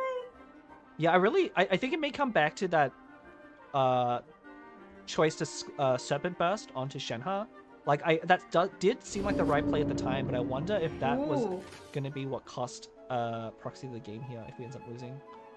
Slow swap onto Whale, and now, I mean, Ninjask with a weapon already equipped a Lithic Spear on Shao, that Gamblers, and also Yaksha's Mask equipped. This is going to be pretty scary. Yeah, I do like the swap though, because I think that the scenario where Proxy loses is if Scorpion goes down and gives Ninjask 2 extra die. So going to Whale here makes a lot of Ooh. sense. Swapping to Yelan with Heart of Cavarena. Interesting. This actually helps Proxy though, doesn't it? I really don't know at this point. Like, this matchup is so hard to predict because it really, I think, depends on what Proxy can draw. I think one of the things that is really struggling is now that Serpent has gone down, you don't have enough cards in your hand. You don't have Countdown to refuel. And so if you can't keep Whale alive this round... Do you fast swap over to Scorpion, play a Bone Cruncher, and burst? If you do that, your burst doesn't actually produce any extra effects. It was a free Marish, I'll say, so we're probably going to see another tune. Oh, tuning the fast swap, playing the Wharf? We're trying to proc Women's Zone. There's the Bone Cruncher, drawing out to Strategize. And another Bone Cruncher. Okay, so empty out the hand in order to get an extra card off of Bone Cruncher. Of course, if you don't have any cards to discard... Ooh, okay. I am at a loss here, but this should just be a Whale skill at this point, right? You don't swap back? I think we would see a skill, yeah. If you can get that aura off of Whale, that's also pretty good for you. But now you don't have enough good dice to skill on Serpent. On Serpent, you mean Scorpion? Scorpion. It's been a long finals. It has been a long finals. I mean, Whale techs are just that long, I think. Mm-hmm. But Ninjask does have breakthrough stacks on Yelan, so even a normal attack would freeze the Whale. And if you're on Yelan right now, that's probably what you go for. Yeah, I think your dice aren't really good enough to skill. You might as well use up all of those dice because you're looking to swap back onto Shao anyway. You're expecting your opponent to go into Scorpion, and if you get onto Shao, then that will let you trigger the Gamblers. This is actually a problem though. I think Proxy wants the Cryo Aura to be eaten by that freeze because going into next round, then there will be no freeze threat, and so Ninjask has to play around that. You have to, but if you swap Shao, the Proxy just can skill again on Whale, and that's way more efficient than being on Scorpion. So you have to freeze here. There's really nothing else you can do. This is really awkward though. So Proxy's entire game plan is if he can survive this round, those 2 Dwarves are going to draw 4 extra cards. But this is really awkward for Ninjask because that Yaksha's Mask is going to run out this turn. Oh, just to end? Yeah, because Whale can survive 1 hit from Shao and Ninjask has no way of generating more dice. So honestly, Ninjask wasted their entire turn by swapping to Yelan and eating up the Cryo Aura. Hear me out. Swapping to Shao, though, is a plunging attack. Does that come up? But it's not a shatter. It's not a shatter. No, it's not. Oh, it's so much damage, though. It's only -6, though. Like, it doesn't do nearly enough. So that mask is now gone. That mask is gone. I mean, Shao still have a way. Okay, so here, Proxy is still in this, but they need to roll bad die. You need to... I think we're going to see Proxy reroll... Watch the die very closely. I think we're going to see Proxy reroll Hydro and Omni. Because I think you need to tune everything. Yes. Yeah, exactly. Yeah, there we go. Got 1 Hydro. Let's go. Bad dice actually wins us the game. And actually, now that Liar Song with Clam might actually come up. We might see Liar Song... We would need the Clam, though. Wait, no, it's on Scorpion, isn't it? It is, but we can Liar Song the Clam off of Scorpion and put it onto Whale. It depends on if Proxy needs the damage more than the dice.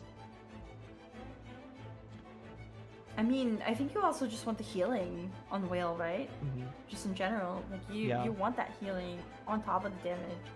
Yeah, the healing's gonna really matter. There's Strategize. Just So- more HP for the whale. This is basically falling into Proxy's plan because that cryo aura is now gone on his whale, and basically he can do whatever he wants on this whale, including build up more HP. Yeah, and this is where I was saying that like Ninjask is at a risk of running out of steam. It was actually very close. I think they almost got it, but just that really awkward round 1 opening, not being able to apply quite enough pressure, I think, to force Proxy onto whale earlier. And now with that double wharf, I think there's enough resources in hand to tank through this damage. Because looking at Ninja's hand, they don't have any way to generate extra dice. It's only going to be 2 attacks this round. It's only gonna be 2 attacks, and I mean Proxy can still tune at least 3 more cards and generate more health for whale. The question is like, what do you tune though? Because I think you can only get 2 HP if you're Proxy at the moment. Yeah, I think 2 is fine.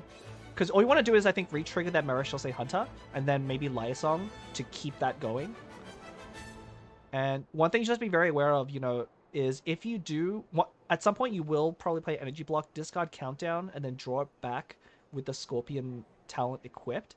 And that will let you draw 4 more cards, but you can't tune after that, right? Because all your dice will be Omni. Oh, this is so tense, actually. What does Proxy do here? I mean, honestly, you shouldn't be that scared of an opponent. I guess if they have a... If they have an Unseen Razor, they can actually get a 3rd hit out, and that's, I think, what Proxy's thinking about. Like, how much do I need to survive a 3rd hit? But we know that Ninjask doesn't have it. Yeah, Ninjask's Unseen Razor, he already used 1 in this game, so he only has 1 left in his deck. We will be drawing back the Clam, though, from that Scorpion with the Liar Song. Should be re-equipping it onto Whale. Yep, 100%, yeah. Definitely. This is the last match, by the way. So the winner of this match will be winning 1,000 USD and will be crowned the champion of the 2024 Season 4 North American Finals, the Castiel's Gathering Tournament. So there's a lot on the stake here. If you see that timer going down to the wire every single time, that is because there is so much at stake. You have to think through your actions so carefully. We're probably going to see a Bone Cruncher block into discarding Countdown as the last one. It's the only decision Proxy has to make, I think, is, are you going to tune the Adeptus? Looks like no. I don't think you ever play it. You can wait to tune it, I guess. Here we go. So now Whale is at full stacks. And we have to remind you that the Clam is buffing additional damage by 1. So Whales is now hitting for 7, I believe, on its skill. Actually, so Proxy can tune 2 again and then skill and discard. This is going to be so scary. Okay. Here we go. You can't draw the Countdown again, though. Right, there's no other card draw for this round, so it could just be a tune into another burst. But Whale Burst might be enough to survive for the rest of this round. Oh, but this does Definitely could be. This pressures Ninjask off of Xiao, because I believe, yeah, Xiao is going to go down. There is the swap over to Yelan, and honestly, this is Proxy's game to win here. Though it took a lot of stress to get here, a lot of stress and careful planning around Whale that honestly, like as a caster, it goes over my head a bit. Yeah, I mean, if you look at Ninja's hand, I think they didn't draw quite well enough. That's kind of the problem with aggro decks. They have a lot of powerful cards, but not as many ways to control what you draw. So...